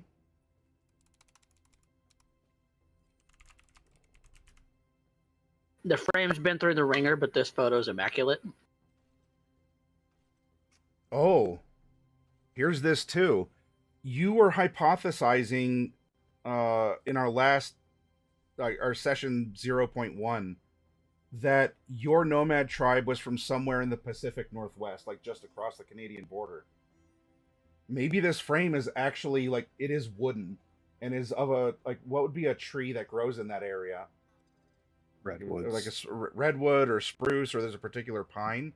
That could also be like a very poignant thing to have wood at all, but you have an actual like wooden frame from that region with your family's photo in it, and it's a little scuffed up and everything, but that wood has survived. I think that would be pretty cool. Yeah.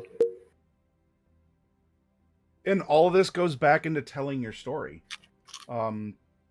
And who knows, that photo may become very important during some session. You'll be glad that you have it.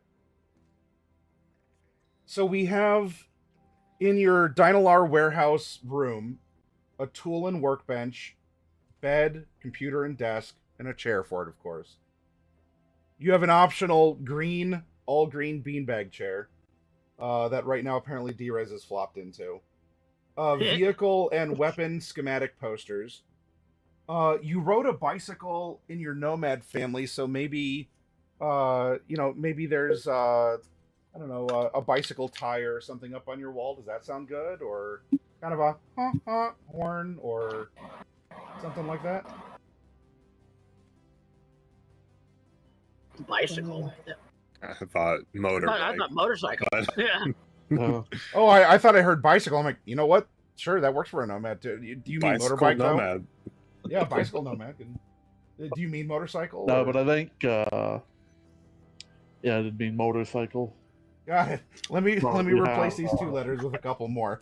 I mean, when you think about it, with cyber lungs and cyber legs, bicycle nomads could exist. That's true. No one would suspect it either. Everyone can either shit their pants or I become always overconfident on a feel motorcycle. like- But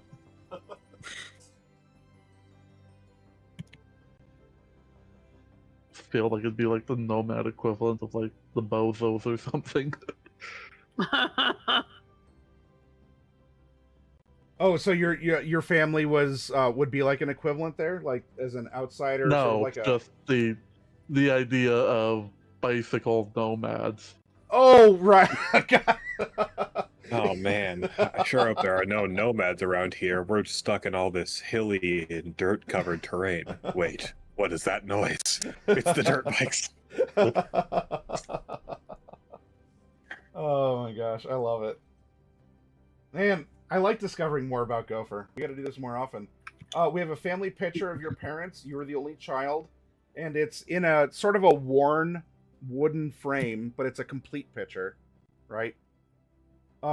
Any other decor or something that would be a oh, there's the mask also, because you're holding on to that, weren't you? There's the Yeah.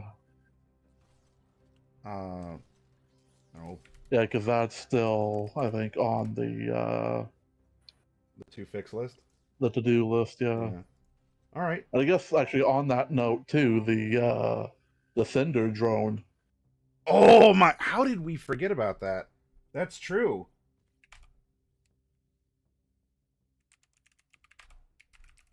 Cinder drone, and oh, actually, this might be a note for you, Coffee Cat.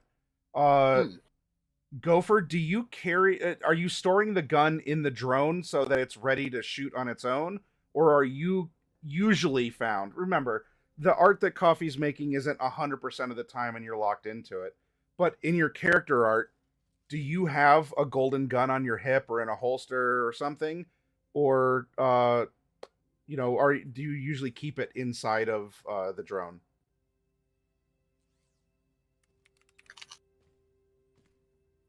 I think Gopher's gonna keep it on him more often than not. Okay. Is that an edit that you can make, Coffee Cat, like to put it on his hip or something, or in a hand or something? I can In work a hand, it in. no, Okay, but in a holster or Because- something. because that really should have been brought up when I was doing the line art phase. Yeah. But right now I'm in the color phase, so really all I was asking for is if I need to change any colors. Like the line art's finished, like there's Okay. no edits. Okay. I can have it on your workbench or something though in your room scene. That'd be easy. All right. Cinder and the. Did you give the drone a name? I forget. No, I don't think I have. Okay, that's homework for you. And- Not that you have to, and- but you should. The cinder pistol is just a gangster tucked into the back of your overalls there. You know he means business when his coverall shirt comes off, goes around his waist, because it's right there in the back of his waist, his waistband. Otherwise, he has the button-down shirt portion all pulled up. All right. No, he means business when he takes his coveralls off. Now, here we can make a very quick adjustment.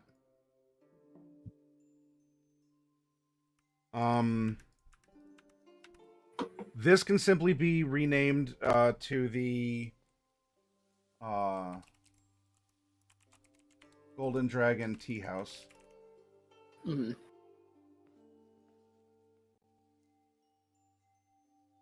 We are still probably gonna meet there pretty often. Pretty Yeah. often. Until Yeah, Just with meet clients and sit.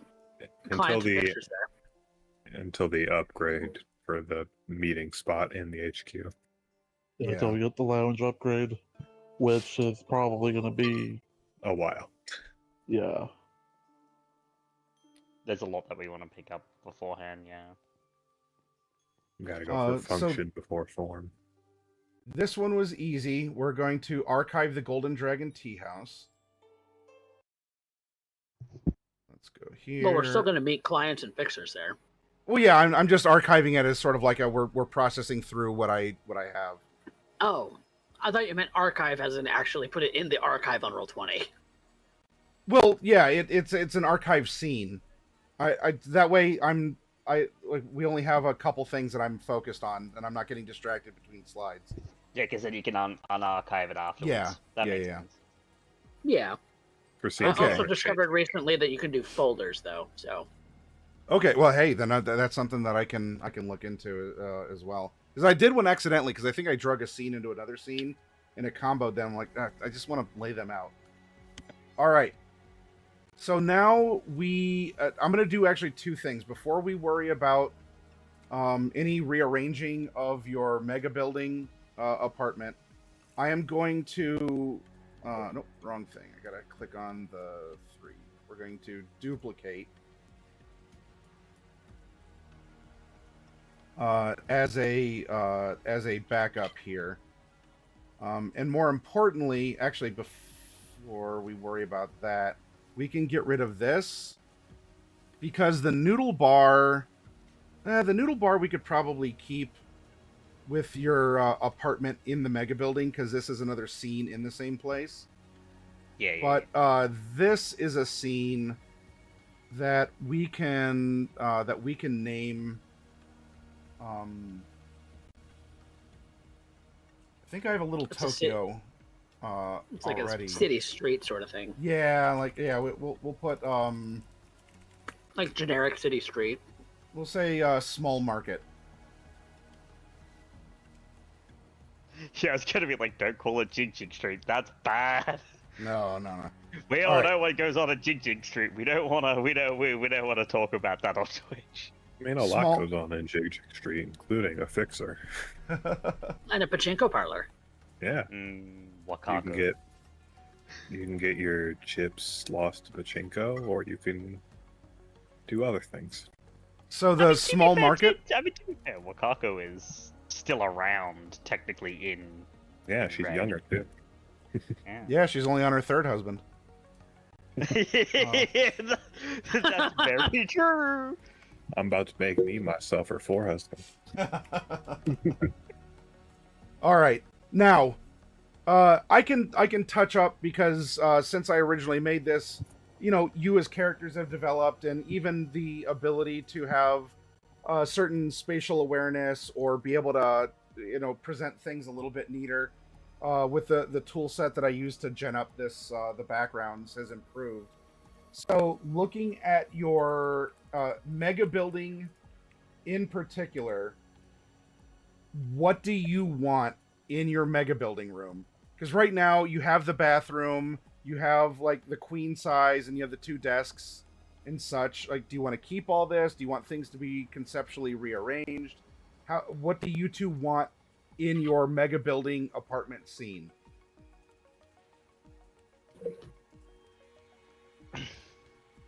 That's a good That's a very good question. question.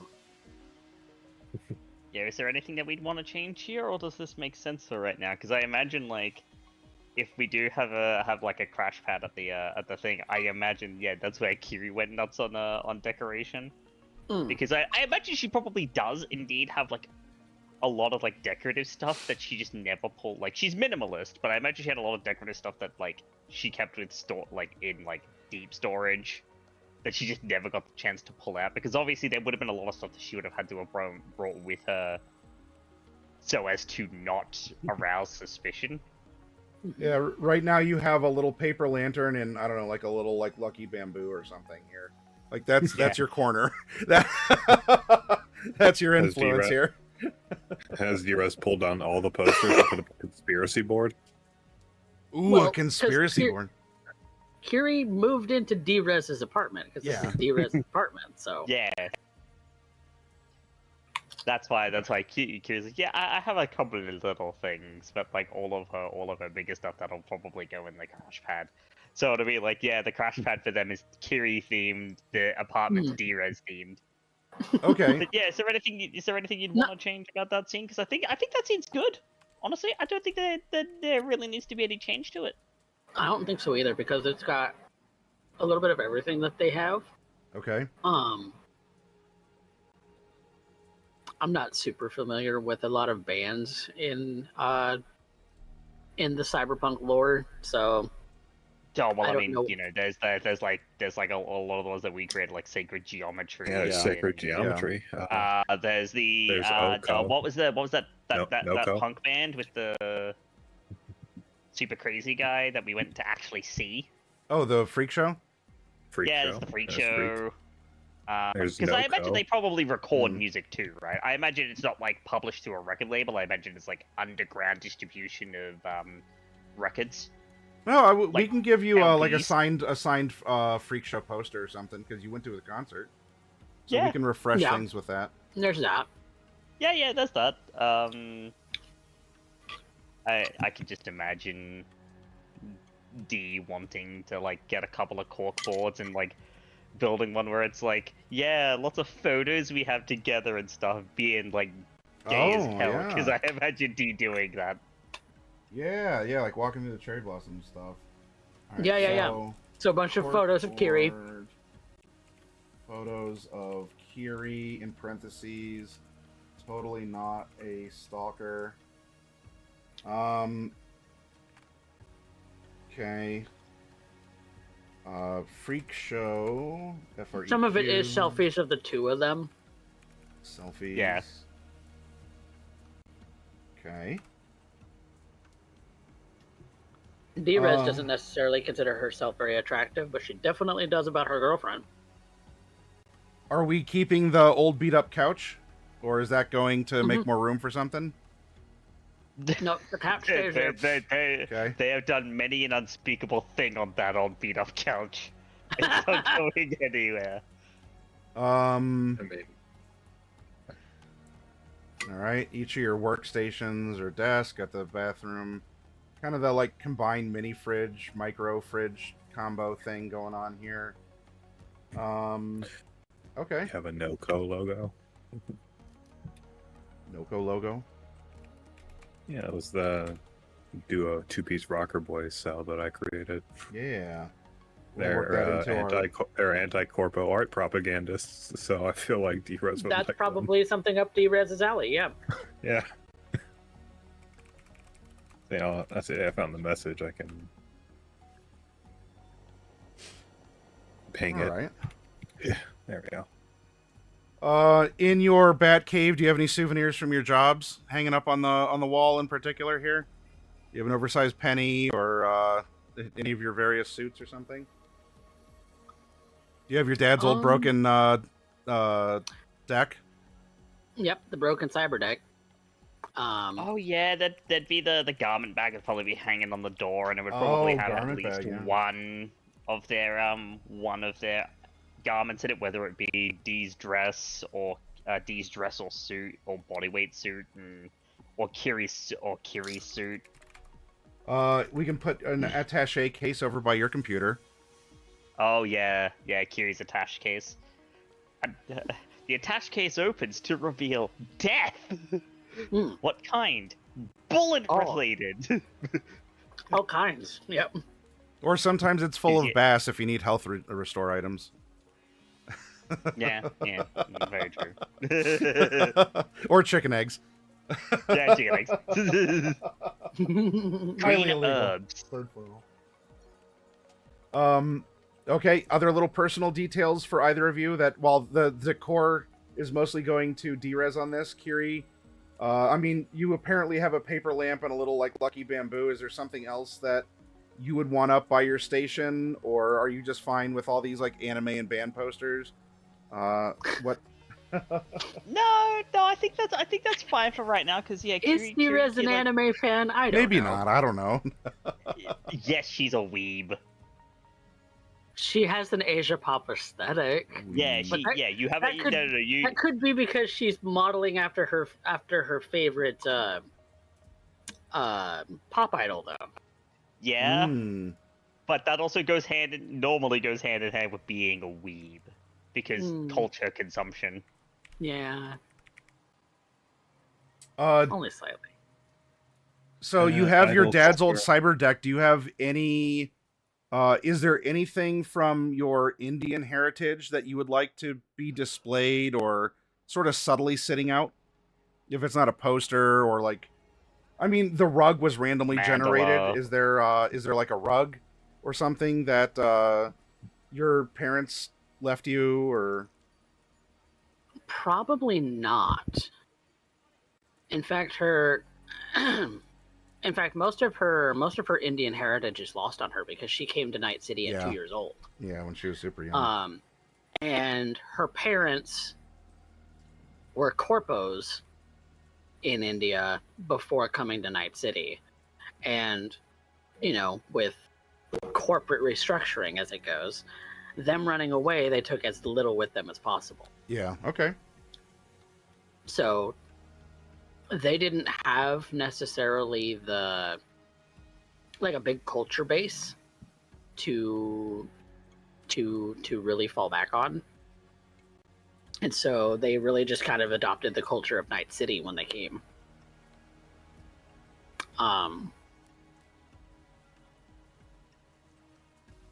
Probably something, though, that Drez would have. I'm trying to tie it back to her old crew. Yeah. The old crew probably made up of one person that she doesn't remember. Yeah. The big space in her memory where she doesn't remember their face or their name, but anytime she thinks about that specific chunk of her memory, she has very strong feelings for, which leads her to believe that they were former lovers. Okay. And so,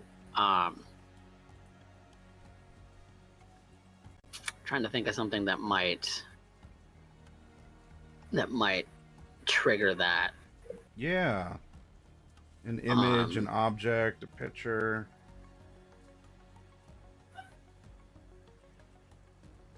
Well, maybe Lethality, you can help me out a little bit about this, because this is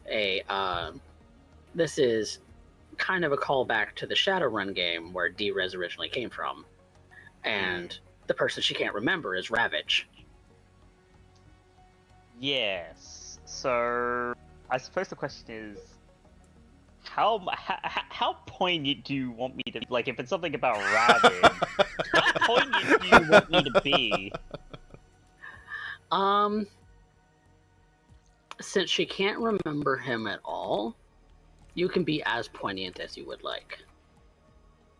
She doesn't remember his face. She doesn't remember what he does. She doesn't remember the jobs that she went on with him. She only remembers the feelings she had. Because that's feelings. She doesn't have the actual memories. Then I think the best way to sum that up will be a picture of a bus. But it's not just any regular bus. It's very clearly a nomad style vehicle, with the fact that it is indeed tricked out beyond belief.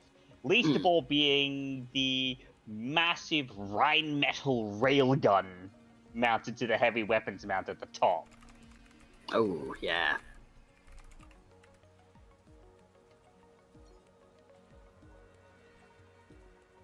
But no person in front of the bus, just No, just the bus. All right, a Nomad-style bus with a railgun on top. Mhm. Damn, Drez, you didn't do so well. You got isekai'd out of Shadowrun into Cyberpunk. I'm sorry for your luck. You're supposed to go to a happy place when you get isekai'd. Yeah, you went from one corporate dystopian hell to another. Who out knew? of the frying pan and into the wok. Yeah, really. Oh, jeez. All right. Basically. And then, you have the double thing of, you don't get to hang out with no magic users no more. Nope. Just tech magic. All right, so we have a Well, Nomad not style even, bus with a railgun technically on top. not, technically not even that, because Shadowrun has technomancers who do actually do things with straight up their brain. That's a shake case, No. broken cyberdeck on the desk, a garment bag hanging up. If you actually have the logo, the Noko logo, can you send that to me so I can try and? I haven't made one, but paste it in? I will. Yeah, I if will you do. work on making one. Corkboard photos of Kiri. In parentheses, Drez is totally not a stalker. Freak show selfies. Sorry, so that's the mega building, Conapt. Then for your former Dynalar warehouse space, Drez and Kiri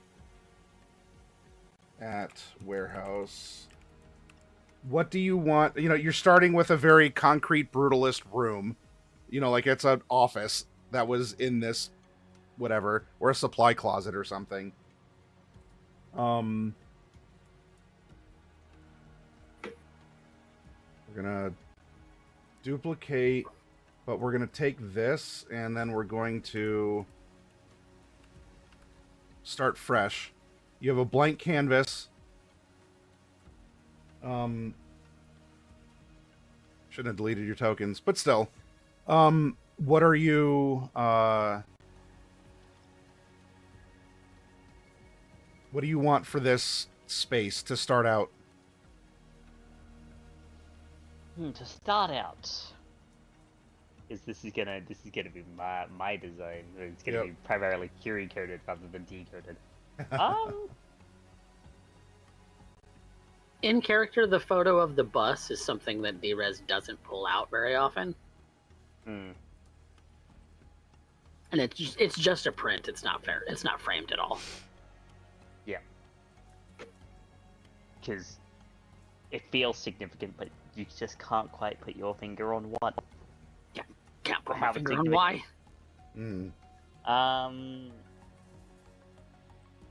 So to kind of start out, I think like Kiri probably would, probably set up a little bit of like wall-mounted racking for like the storage and stuff. Because obviously she's probably like in storage got a couple of things like, more like decorative swords and. Oh, you want like a daisho? And Yeah, right. kind of like a wall-mounted daisho.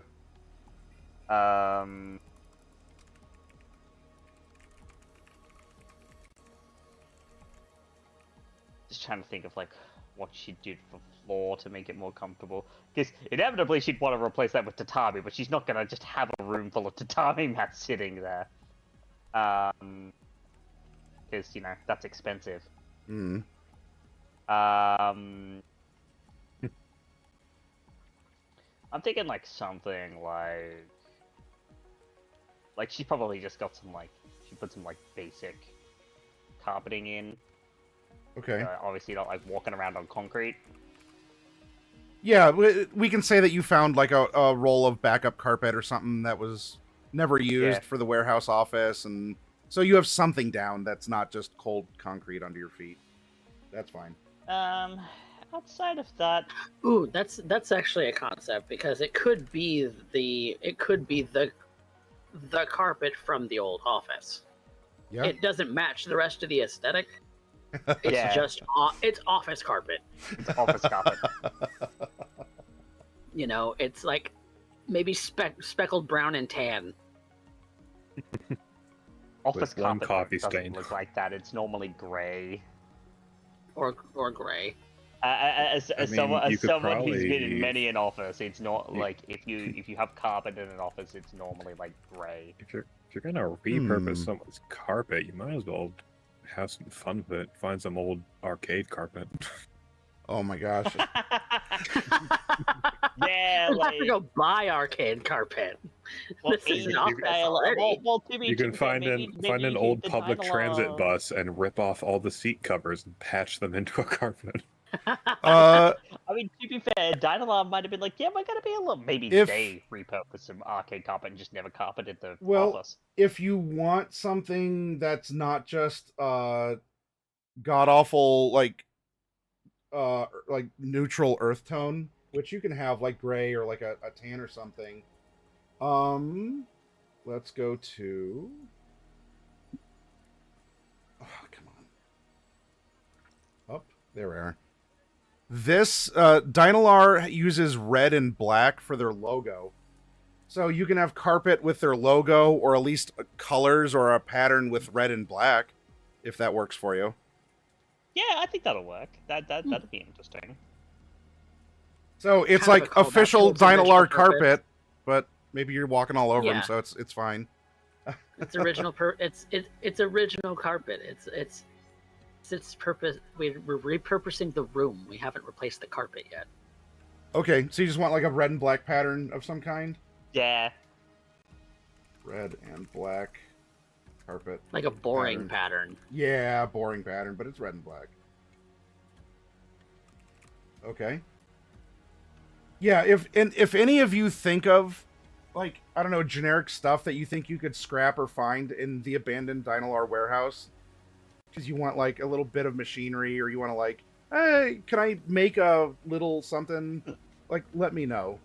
But yeah, so you can find some Dynalar carpet to put down. You want Yeah, a dice show on the walls and some other weapon racks. Yeah, dice showing with some weapon racks and like. Outside of that, she probably wouldn't have like sprung for anything like a shrine, but because yeah, I mean, you look at like the Japantown apartment, right? It's got a shrine in it. Mm-hmm. Do you She wouldn't have have, sprung for anything like that, but Do you have a Maneki Neko? A Kamidana, a little like a home shrine. yeah. You want to have a little lucky cat? I think Drez Oh would. yeah, definitely have a lucky cat. I think Okay. Drez would insist though that there's some kind of her Japanese heritage, because obviously Kiri spent a lot more of her lifetime from her original home than Drez ever did. Well, I mean, that would also show in the next, that'll show in the next iteration as well, because yeah, like whilst she is, while she does very much have that Japanese heritage, there's also the matter of she is also very minimalist, and she's also very like modernist, because hey ho Arasaka, right? Yeah. So she's very like neo-modern Japanese in that sense. Like, yeah, there's a lot of like a traditional stuff, but there's gonna be like later on quite a bit of like neo-modern stuff as well. Mm.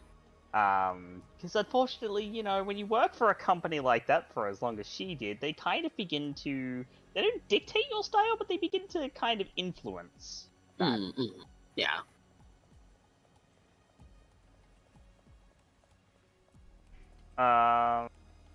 And then, yeah, I imagine it would stay rather minimalist. Otherwise, it would stay pretty sparse. Like, it's not going to be like super cluttered like the apartment is.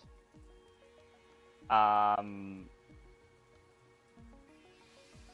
think the only other thing that they cover is obviously later on, like one of the upgrades that we're definitely going to pick up, and just like the garage for Outback is probably going to be a training room. Because that's useful for everyone. Future slide. It gives you plus Y, it gives you training plus room. ones and skills. I think Drez would insist on having at least one PC terminal. Oh yeah, they would probably have a PC terminal of some kind. She would need some way to log into the net. Okay.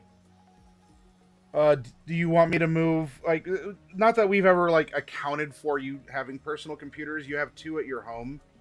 Dynalar would not leave a computer behind.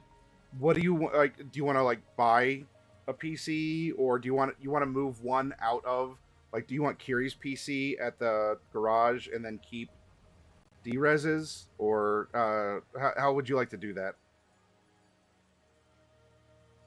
I don't know what a PC would cost. You sort of got 2 free ones with your apartment. It's kind of like they're everywhere in Night City. They're Okay. like every place, every office has one. It's a data term, basically. Yeah, data terms are everywhere. So it would at least have network, and it would at least have a network infrastructure that she could plug into. Not necessarily that she would need to be able to surf on. So she doesn't necessarily need a screen. Yeah. Well, you just need a router in the room, right? I actually don't think that Cyberpunk Red actually has any rules or costing for like data terms and stuff. Yeah. Interesting. Yeah, like home terminals. Well, yeah. So having internet like that'll be part of your upkeep and such. Yeah. And maybe Yeah, things like you maybe can things also like just surf computers it in the are region, right? or internet access is like it's almost like a public, like it's so ubiquitous. It's everywhere, whether you're buying it or you're It's a hacking city into net. it. Yeah, the CityNet is accessible even on agents. So, are you Drez, using do you have a traditional bed setup, or do you want like a big futon, or like you found a clean but old mattress and you're using that and not like a Western bed frame? You also want a beanbag chair? not that they would have guests in that room very often. I Do you want to imagine be a people would cool, have, hip like, a somewhat nice office food and on you them. have exercise ball chairs? No, because those are dumb. But you can bounce around. Exercise They're ball bad chairs for my are- back. The exercise ball chairs are actually really comfy. You just need to make sure you have good posture, otherwise it will hurt. I have Also- terrible posture. This is why they're bad for me. All right, I like so thinking I one imagine exercise you might have gone ball. the futon route. No. It's an exercise ball to kick at the face of people who keep trying to get to your data term for something called relic perks.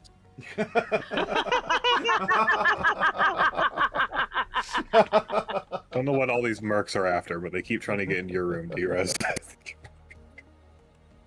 Also, it makes this kind of weird, pleasant chirping sound every once in a while. Yeah, it's driving me nuts. All right, so you do want a futon? Yeah, we'd go the futon route.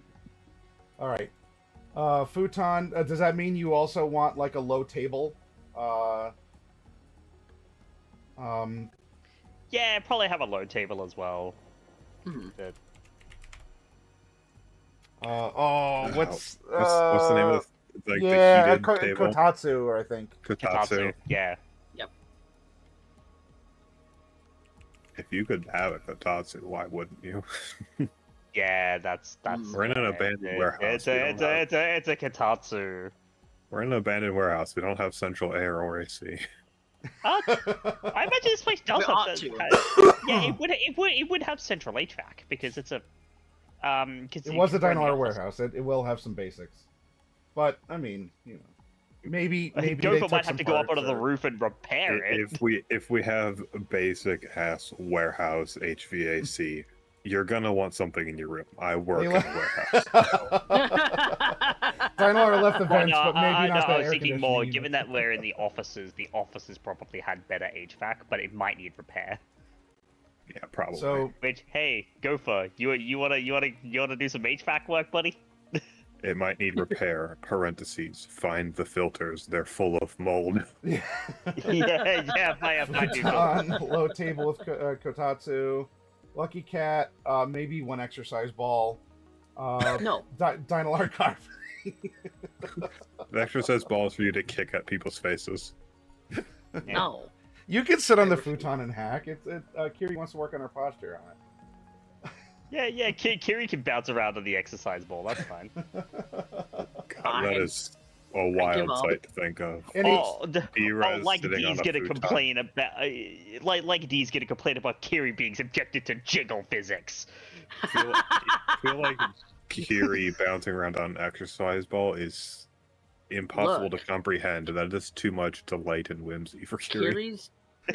Much delight. Kiri's jiggle physics are more prominent than D-Rez's. D-Rez's has very little. Yeah. So I think the point that is being made is, why are you complaining? D-Rez has itty bitty titties. She has a lower Why center of kick bounce gravity. the ball?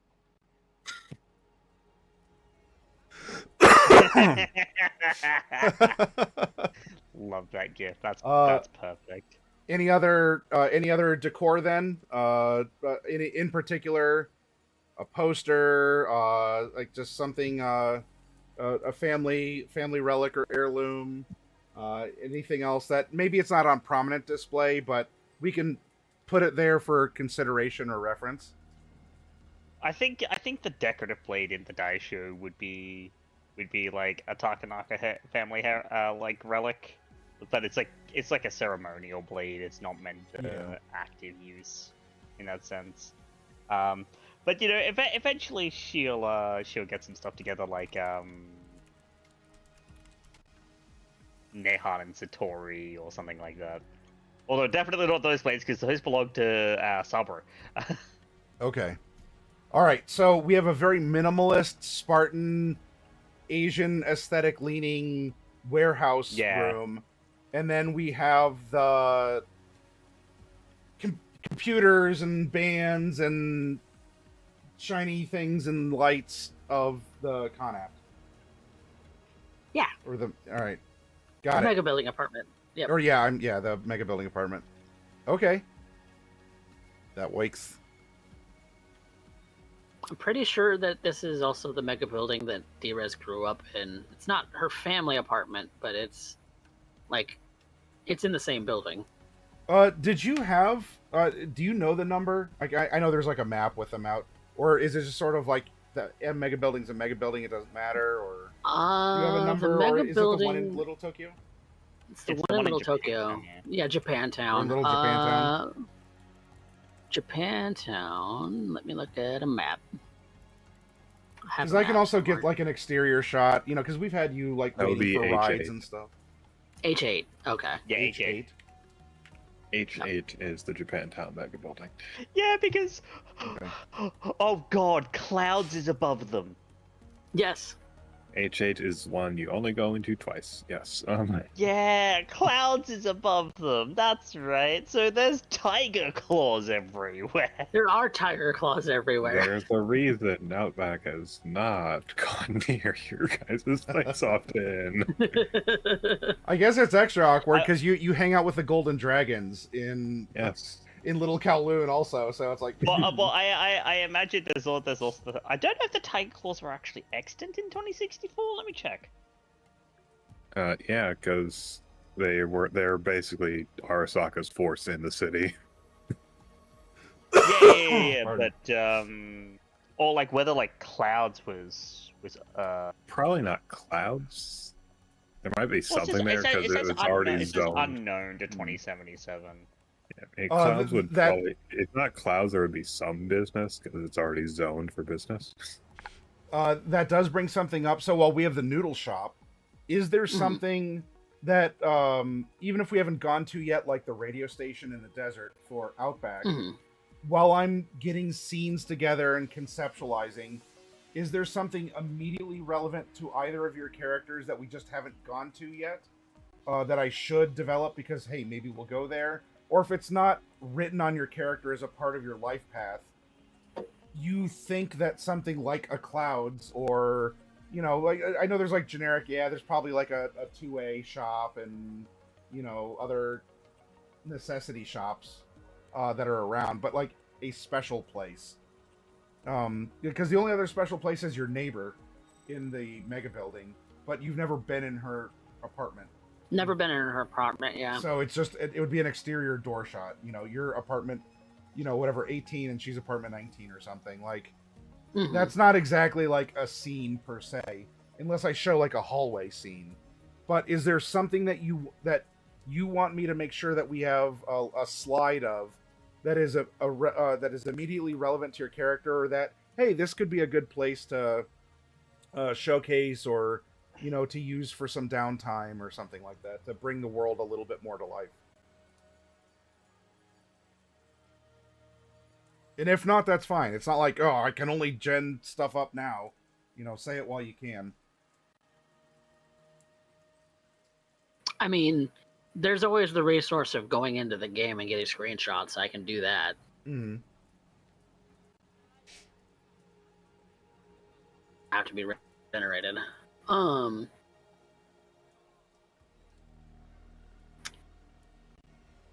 So Okay. So yeah, having a look, yeah, they were definitely extant, but they're still coming back into power. Because we're in 2064, they have a major thing happen in 2067 with the rather violent word that rhymes with grape and murder of Lizzie Borden. Yeah, Which then leads into the Tiger Claws getting basically rioted constantly through the late 3 2060s years. The and into Tiger early Claws are gonna create the box. Yeah. So yeah, no, I bet you they deal with the Tiger Claws, but I bet you the Tiger Claws also don't go near them. Like by virtue of the fact that whether it be through Wakako's influence or Kiri kind of setting that stage, it's one of those things of there's something about that one that you don't touch, because if you do, bad things are gonna happen, and we can't afford bad things to happen. It's bad for business to go near her. Leave her alone. You do touch on something. It's not exactly that he has an office or that he can't visit you all at your garage or your HQ. But for the times that you do interact with JP, who is not dead, despite him having died like that, I should give JP an office, or like some sort of... Well, he probably works out of the Golden Dragon, because that's what he did before. But maybe like JP's Cube Hotel or something that would be a more personal location where if you wanted to actually like meet with him in non-business, even though he's like an NPC contact now, but we'll say JP's Cube Hotel location. Just as maybe we'll go there, maybe we won't, who knows. All right. So barring Fluffy Sheep, who's not responded, so I don't think we're going to get to meet him. There's anything else that's needed along the way, I can amend. I wanted to make sure that we talked about your characters. Do you all, as we're having this continued session 0, 30 some sessions in, do you have any questions of me regarding NPCs, story? This is out of character. I trust you all aren't going to metagame. If there's something that you think is important, maybe you forgot or you want clarification on, is there anything I can answer for you, or is there something that you want to put in front of me, like, hey, I have this contact in the desert who has this old concrete building, maybe we should do something with that. As we're getting out of winter, we're just getting into March here shortly. You have a gig coming up with Mikael over at the Hook, and spring is less than a month away. At least, equinox wise. So what do you have that you want from me, or you want to make sure you put in front of me as we're getting ready to take this next step with a new crew member, etc.? That's a good question. Somewhat difficult question to answer, but it's a good question.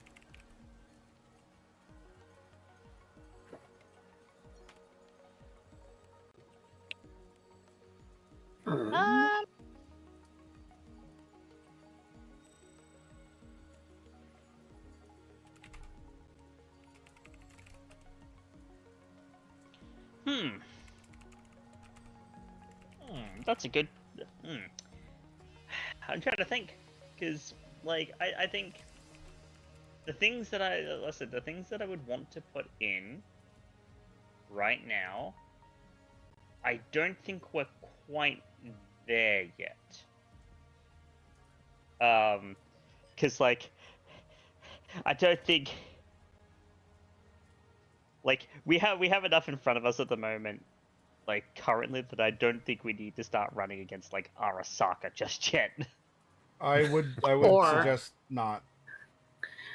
Or running into Drez's secret enemy that she's not aware of yet. Yep. Yeah. So I there's think we wanna your get forgotten into- love or contact or whatever. There's that. There's the desert radio station. Yeah, desert radio station can just be like generally a source of things. There's the nomad mysteries that Nomad mysteries.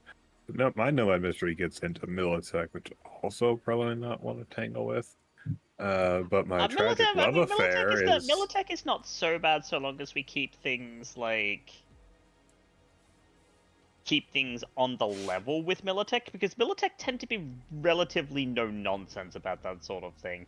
They're not really the kind of corporation that stabs you in the back. They're very much a we're gonna stab you in the face until your face stops resembling a face kind of a corporation. they don't stab you in the back; they just shoot a missile at your front. Yeah. They're very like. If we want you gone, you'll know it very quickly. We're not a ninja type. We're a like black bag spec ops squad type I thing. mean, they do have their own Black Ops, but yeah. Oh My yeah, but Tragic Love those Black Affair Ops, has those a Black Ops are mid-level- normally drop in, pump you full of lead, and then leave. Still effective.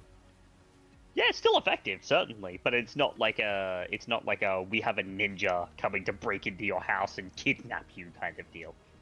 I think Tragic Love Affair is a mid-level corporate. We can probably do that. I never determined what corporation they were in. yeah, the Tragic Love Affair. mid-level For Outback. corporate. For Outback. D can have Specifically, it's D the can rival maybe that get got me Kiri on to open up about her ex. Kiri opens up about her ex. Which, if you want to keep things private to be discovered, you'll want to message me about any details that I should. Oh yeah, no, slide I'll in. message you. I'll message you the details on that. Silas one, but, owes you know, Outback a tier 1 upgrade. That's a loose thread. Yeah. Yeah, that's a loose just thread to waiting tie on up. time. Yeah, I Any other loose contacted threads him or the things? last time we played.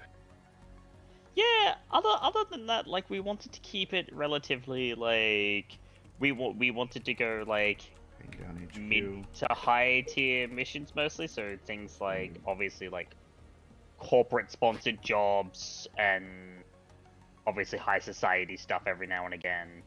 And if you ever wanted to throw A in little bit of ganger stuff sprinkled in because obviously it's always fun to run into gangers. Right now, you have a neutral reputation with the Iron Sights. So if you go to them because you have that outstanding, like, hey, I liked your gumption, I liked your brand of violence. Now, at some point, that will be taken as a rejection if you don't answer or you don't say things one way or the other. So currently, you are neutral with the Iron Sights. They'll let you on their territory if you're going to go talk to Crank. You do have a positive reputation with Madame Vesper. I mean, you're not besties. She's probably not going to call you first for the super high-paying jobs like she would UB and Fluffy Bunny and others. But you do have you have like a 1 reputation with her because you did a job for her. You did it well, and she can offer you more stuff. Yeah, she'd be like, you like these guys are capable enough. I'll hook them up with more work.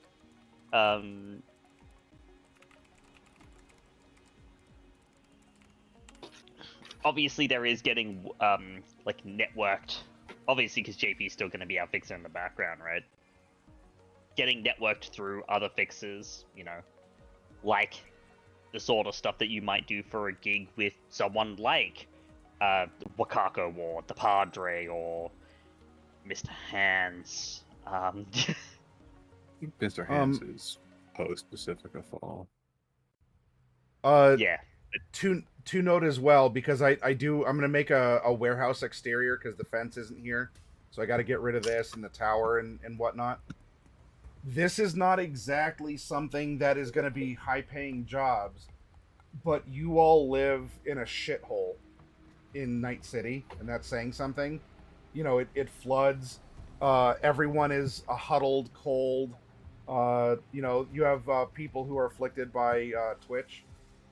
The poor bastards. They're Twitch zombies. You all can also just do stuff to improve your neighborhood. It would be street cred, not exactly a lot of money, but depending on what you want to do in your neighborhood, that is, you know, that's an evergreen opportunity, just like your hustles or taking a day job in Pacifica. Yeah. Instead of doing a hustle, we do what would basically be NCPD subcontracting. Let me put down. I need to because that's what those like those NCPD spots in 2077. They're actually they're subcontracting things. Basically, like, yeah, it's stuff that the beat doesn't want to deal with themselves, so they have so many like merc subcontractors that they like pay a little bit, and working for them could be a possibility. But what I mean is like picking up litter, removing rubble. If you have spare cash and you want to fix the road so that, you know, the dust rattler can handle this, but maybe other vehicles can't. Maybe you want to fix the road, or you want to rebuild the fence around your HQ or something. This is base building, community stuff. You don't have to. Right now, no one's asked you to do anything. You know, maybe people will try to break into your HQ, but you also have a couple people living there full time. D-Res would probably... Someone tries to break in and they just hear a fucking blast from a shotgun. D-Res would probably find it, you know, important to her to try and improve things as far as the living conditions of, like, all the people around her. So if there's ways that, you know, that she can improve at the mega building or improve at the Sector 4, then she's... because she is a for the people person, she's definitely down for those kinds of things as like little side things to do. If that's the case, would you all as a group, would you want to keep it conceptual on your end and you tell me what you want to see happen? Or would you like me to make you kind of a mission list of, hey, if you want to improve Sector 4, these are things you can do. And I give you a list instead of you telling me what you want your neighborhood to look like. Instead, I can just give you a, hey, clean up Sector 4, do these things. Do you get the difference I'm trying to get at? Yeah.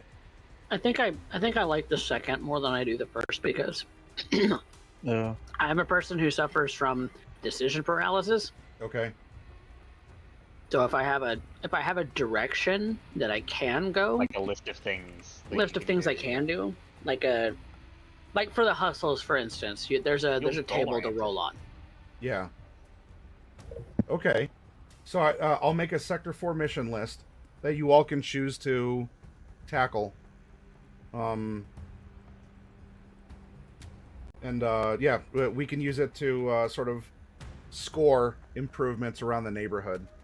I think something else too, because some of the stuff I've been thinking about is stuff like, obviously there's the HVAC system that was suggested, but also like, you know, rebuilding the wall. Like something I was thinking about was kind of sandbagging where the wall was, so that if it floods, then it's not going to flood as bad inside.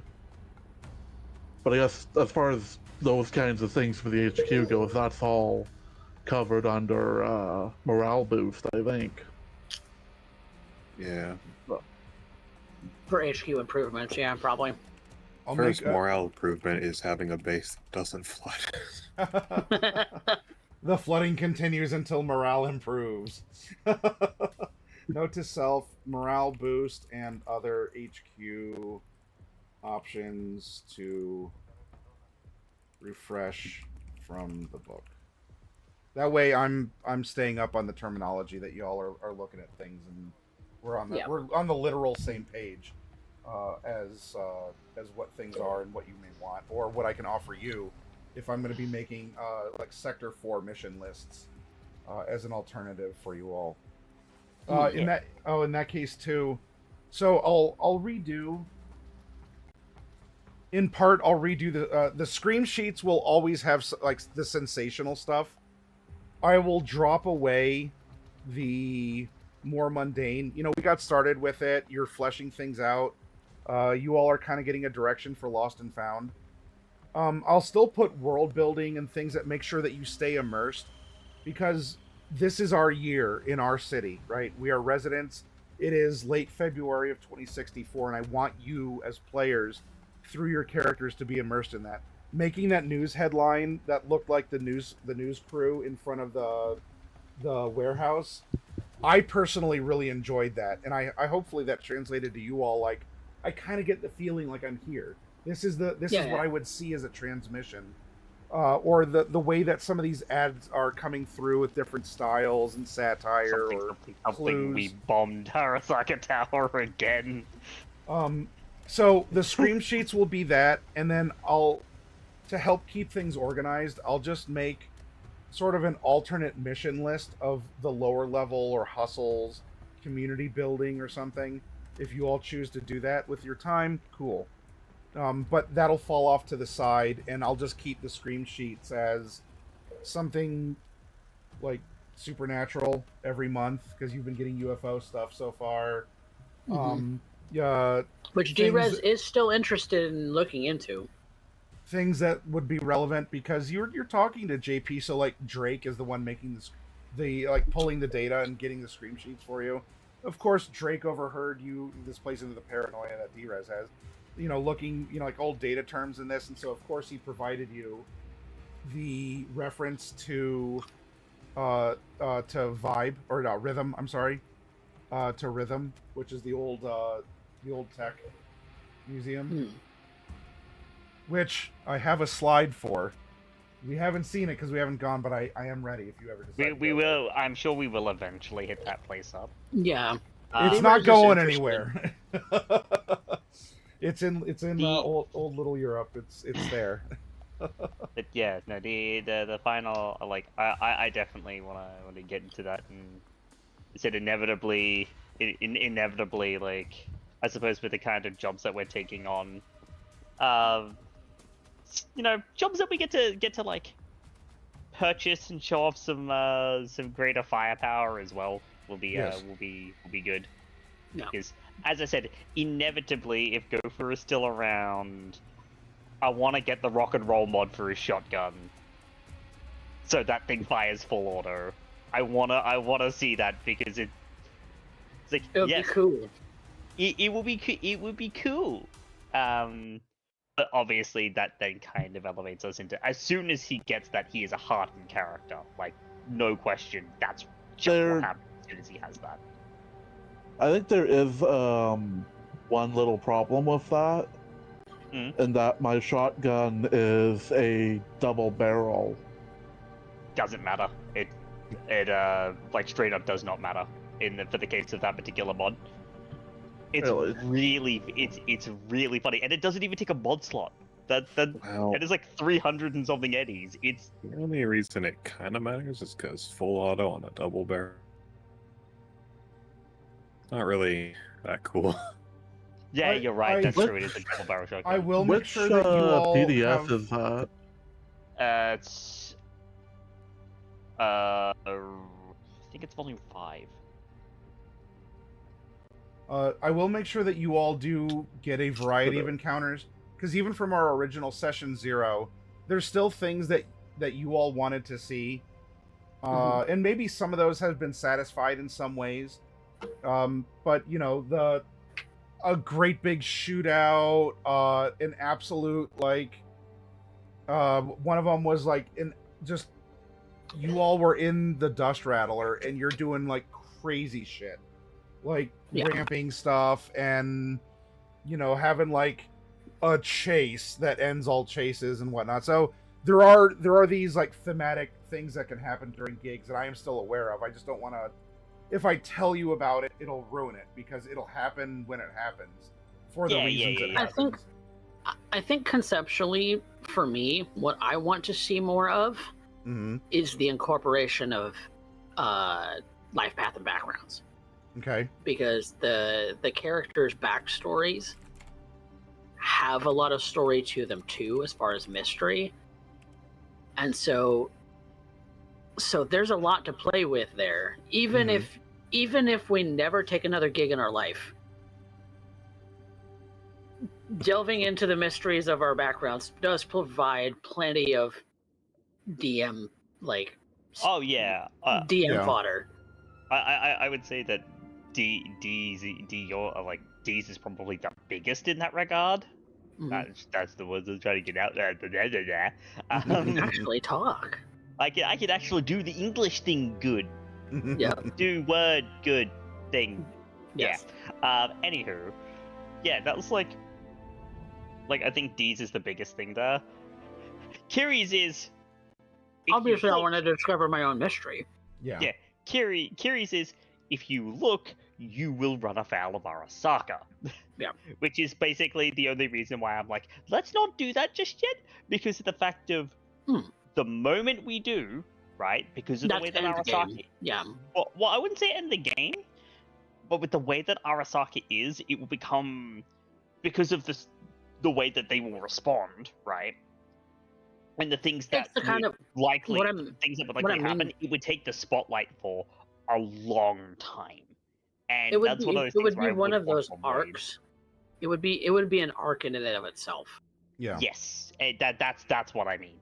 And I feel like, that's something that we should tackle when we're ready to be like when we're making enemies of Arasaka for a bit. Yeah. And this is only late February. There's still 10 more months in 2064. Exactly.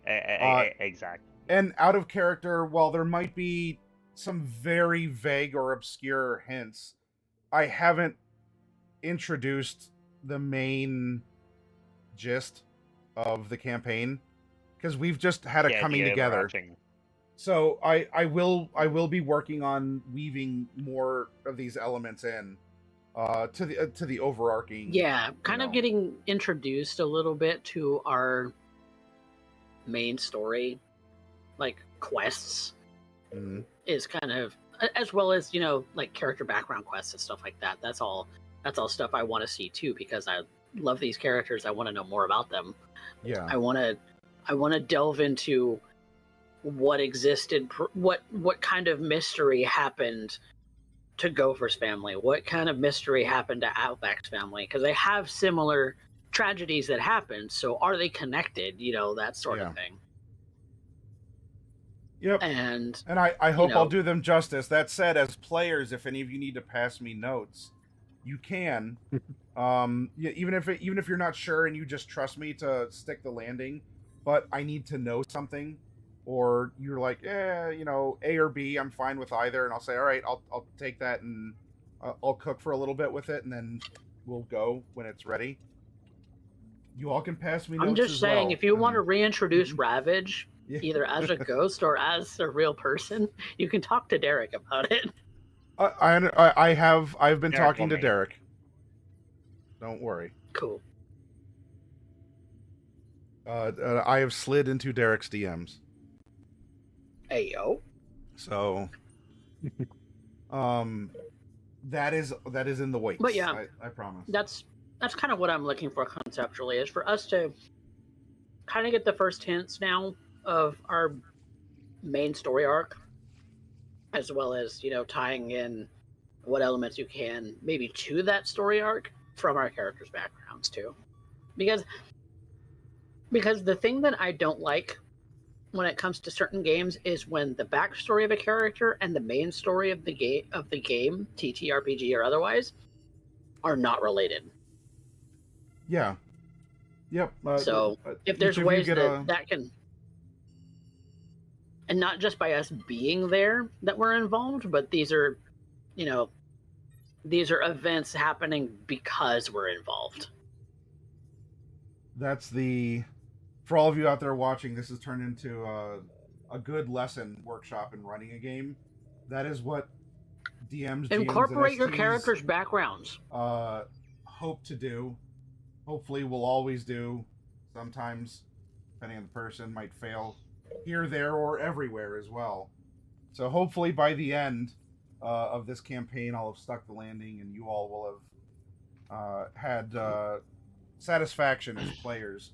I mean, I can't say for your character, because if it necessitates you being miserable and put through emotional wreckage, but you feel good as a player for it, then I mean, Looks at D. It'll looks at but... D. I mean, there's also the matter of like. I'm at the very least, I'm a tragedy whore. So at the very least, when it comes to Kiri, you know, there is this thought of it is likely, like I have prepared for this eventuality, right? But it is likely that she won't survive the events of what comes up. So, like that. It's one of those things of like.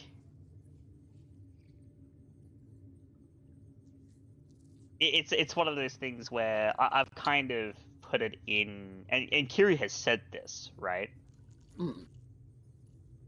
Of like, I'm not seeking it actively, but I can feel it in my bones that my last ride is soon.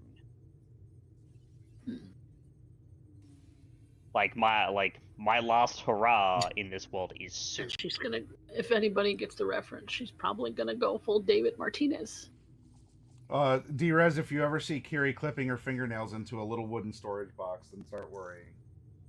So. I don't understand that reference.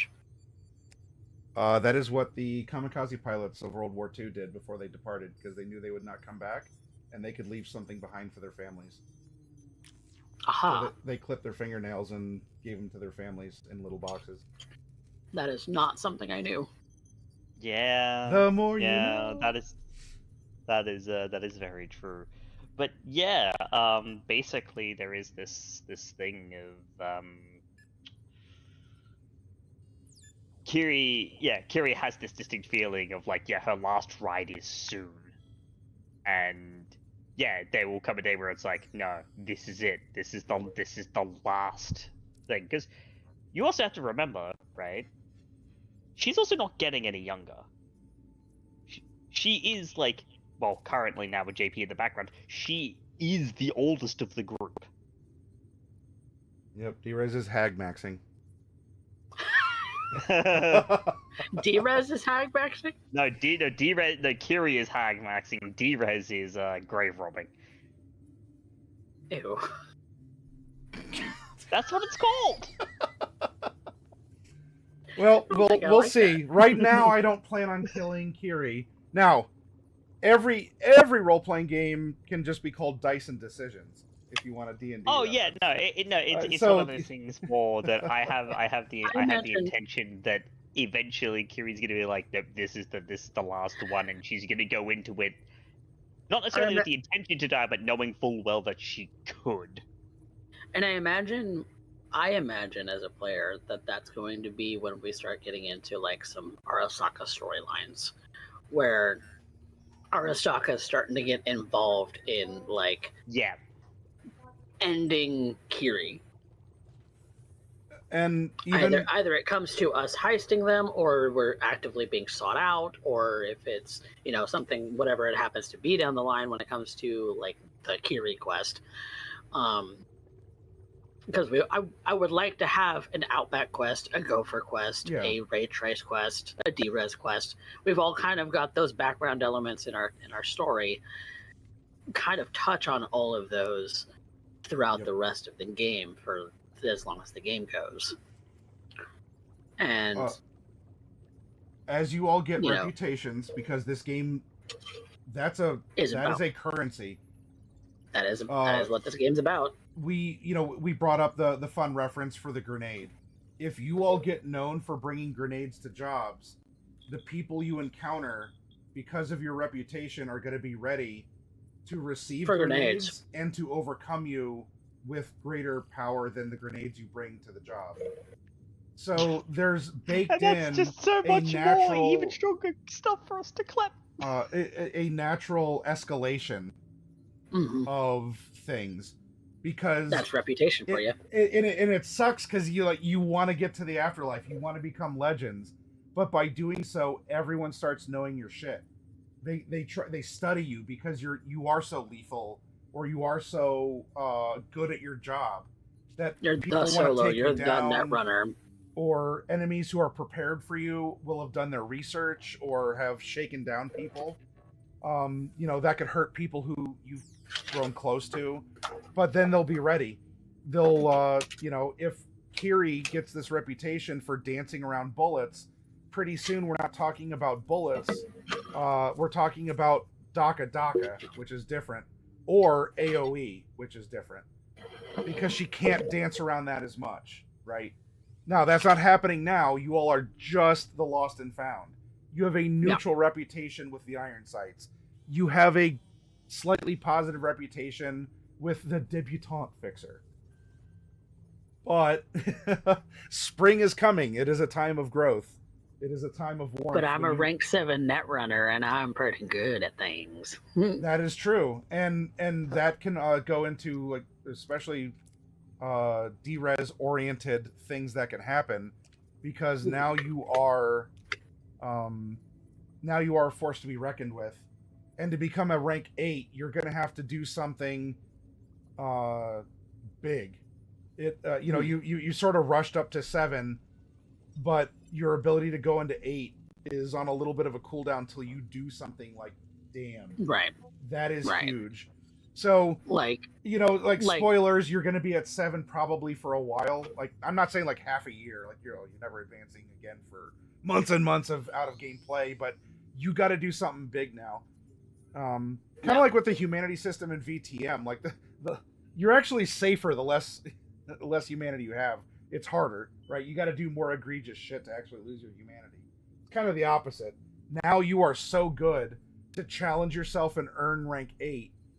You need to, like, BTFO a computer, like a supercomputer or something, or I don't know. You have some epic hack competition with Fluffy Bunny or some notorious other person, or I don't know. You invent a virus or something that does whatever, but it's yours.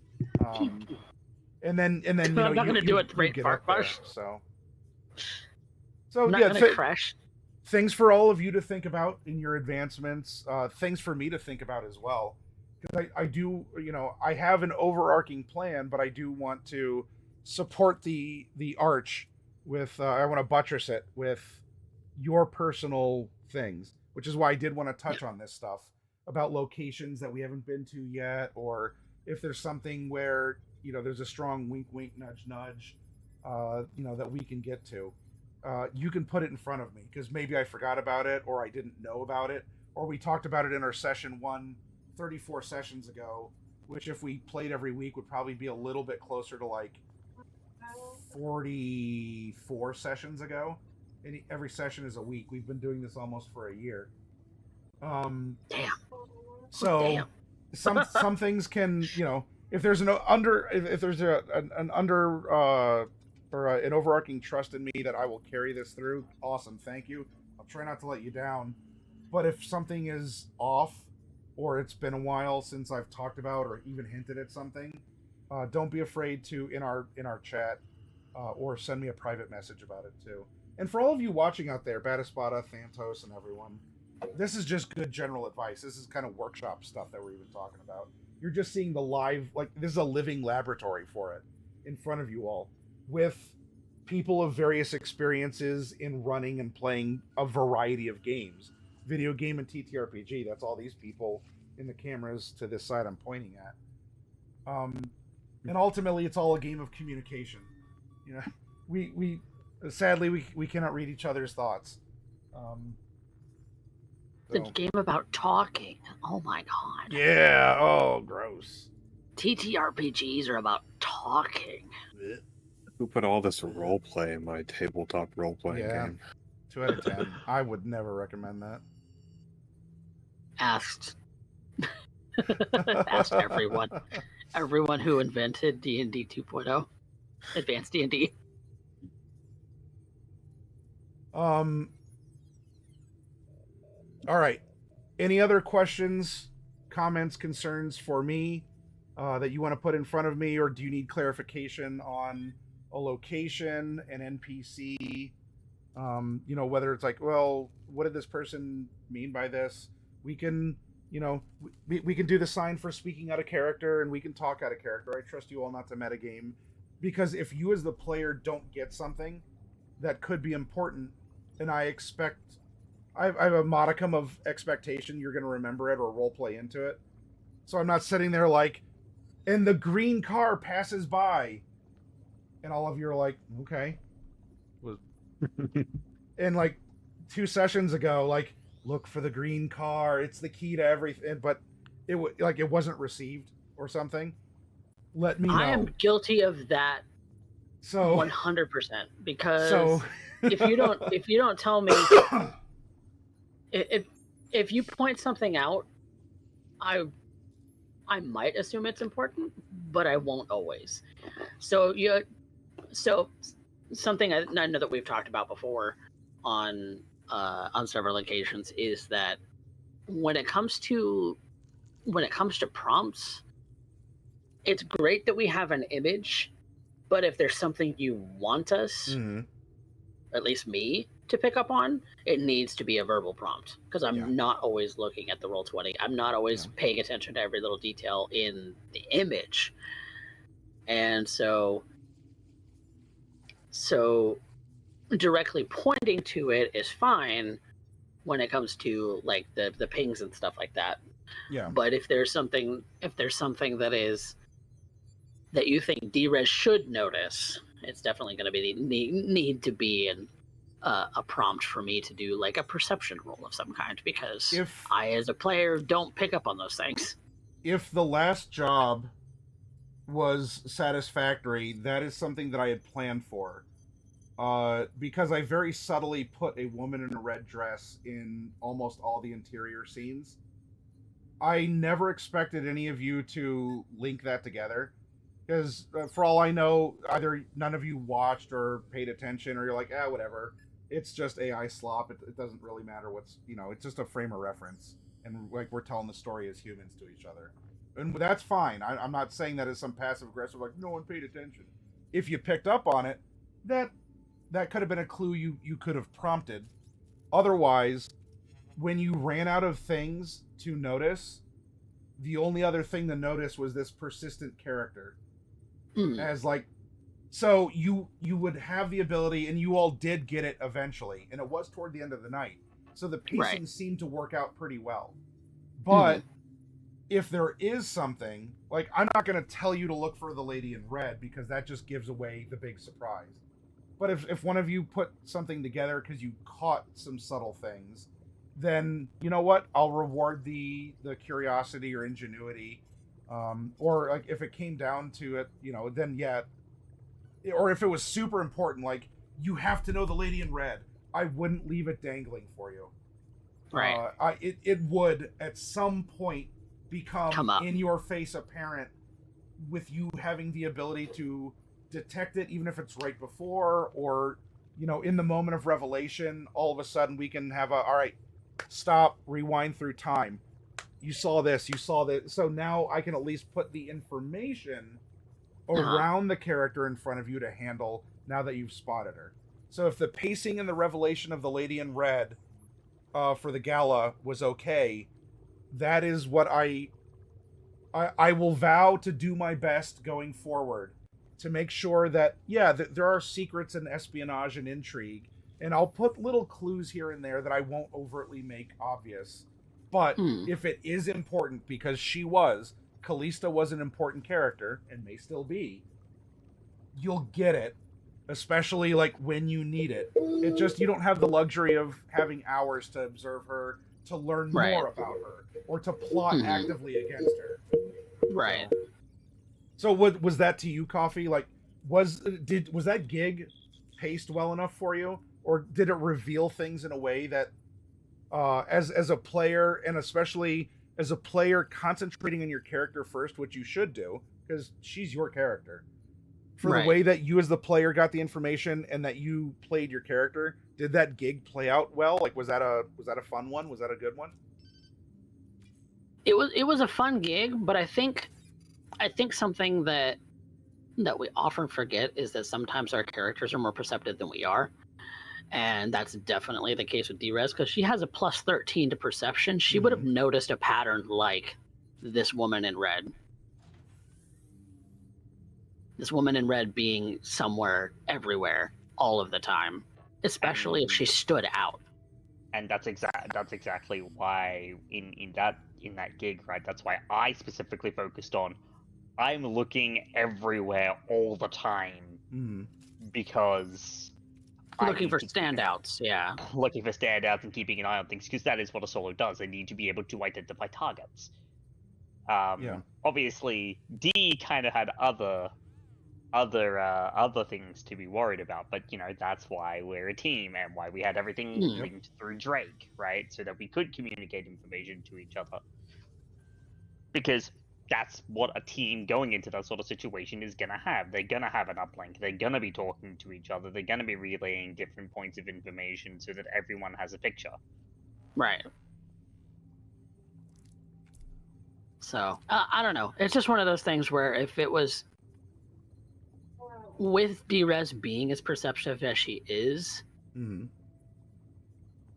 I would say that if there's some things that you want to declare as an auto pass because it's a plus 13, then point things out to me if you put them in the images.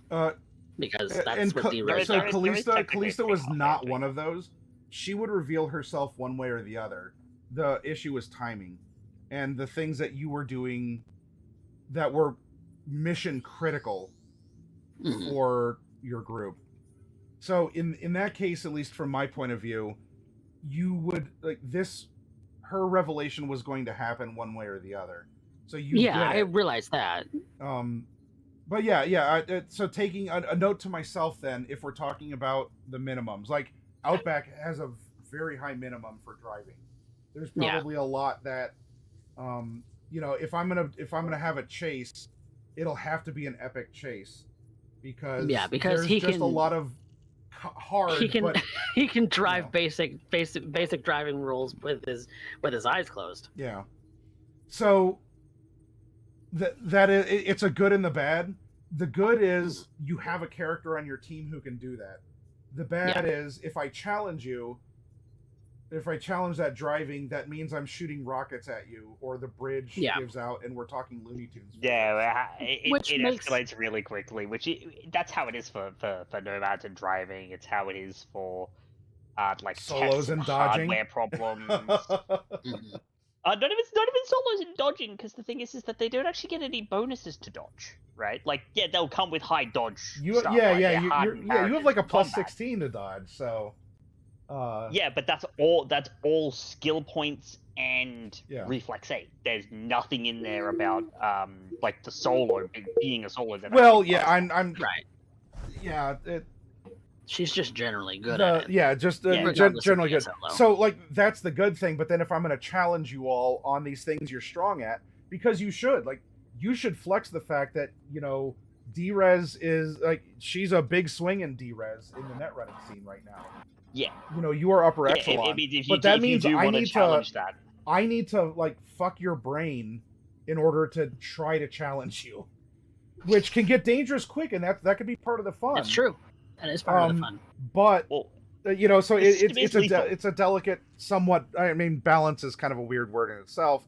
But for me as a GM, especially a new one to the system, I wanted to make sure I'm approaching this cautiously. Because I don't want to outright murk you, I do want to give you challenges, but y'all are really good at the things you're really good at. So that means I completely get that. I mean, you would expect. Right. I was more speaking to my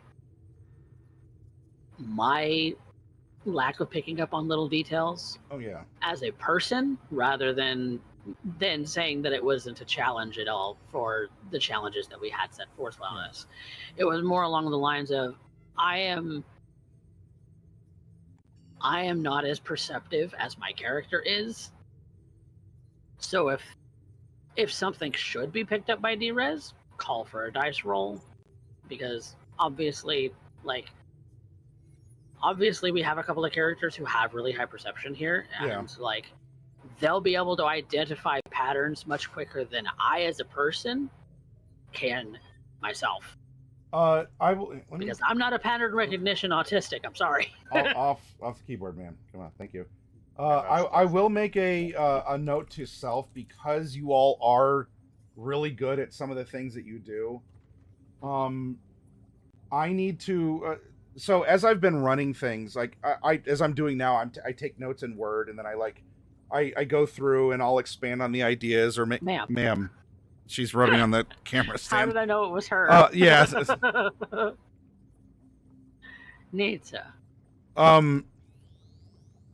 I just need to make a note to myself about the things that you all are really good at doing, and make sure that I make that as a header or something on the pages of my gig outlines, because there are some things that would be an auto pass, or that you don't need to roll unless it is a dramatic moment where, failing could be, drama, and we want that. Yeah, back when we would play D&D, you made party SWATs. Yeah. And so maybe going through for yourself is doing a party SWAT of all of our characters.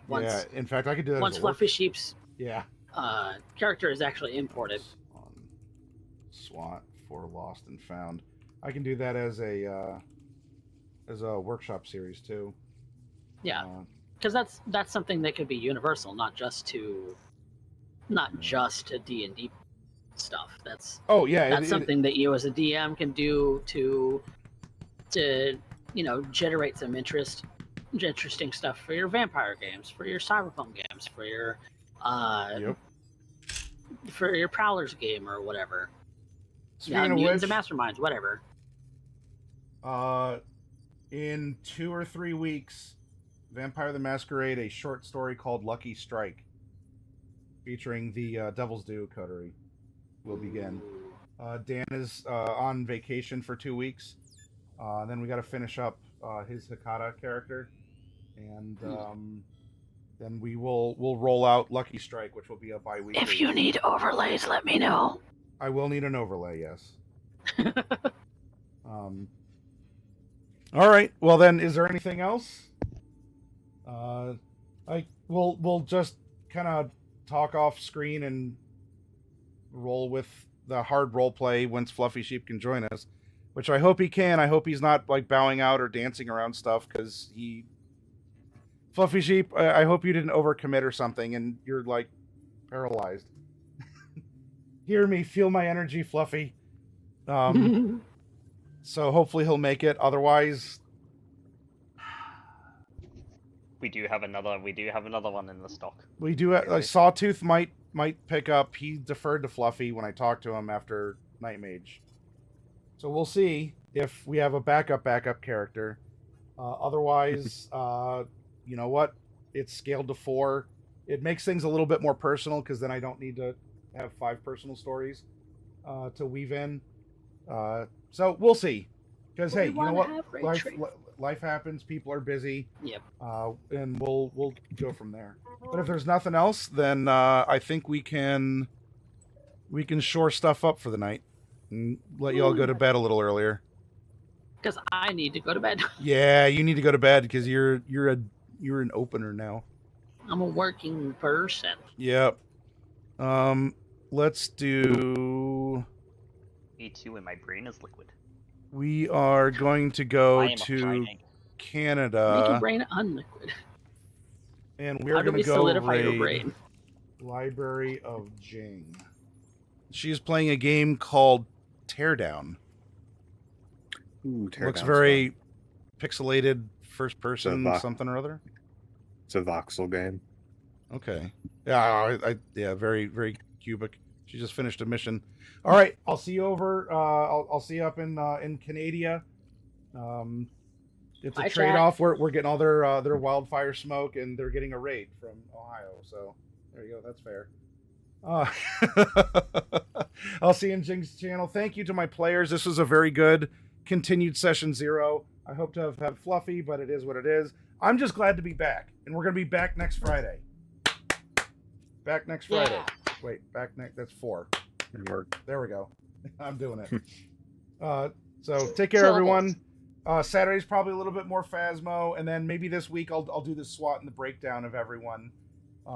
As we lead up to Friday, and we'll hop back into it as long as the moons have aligned for what I have lined up for their gig. Yep. Bringing them together at the Hook, because that's what the Hook is for. All right, take care. See ya. Bye. Bye, everybody. Bye. Yeah.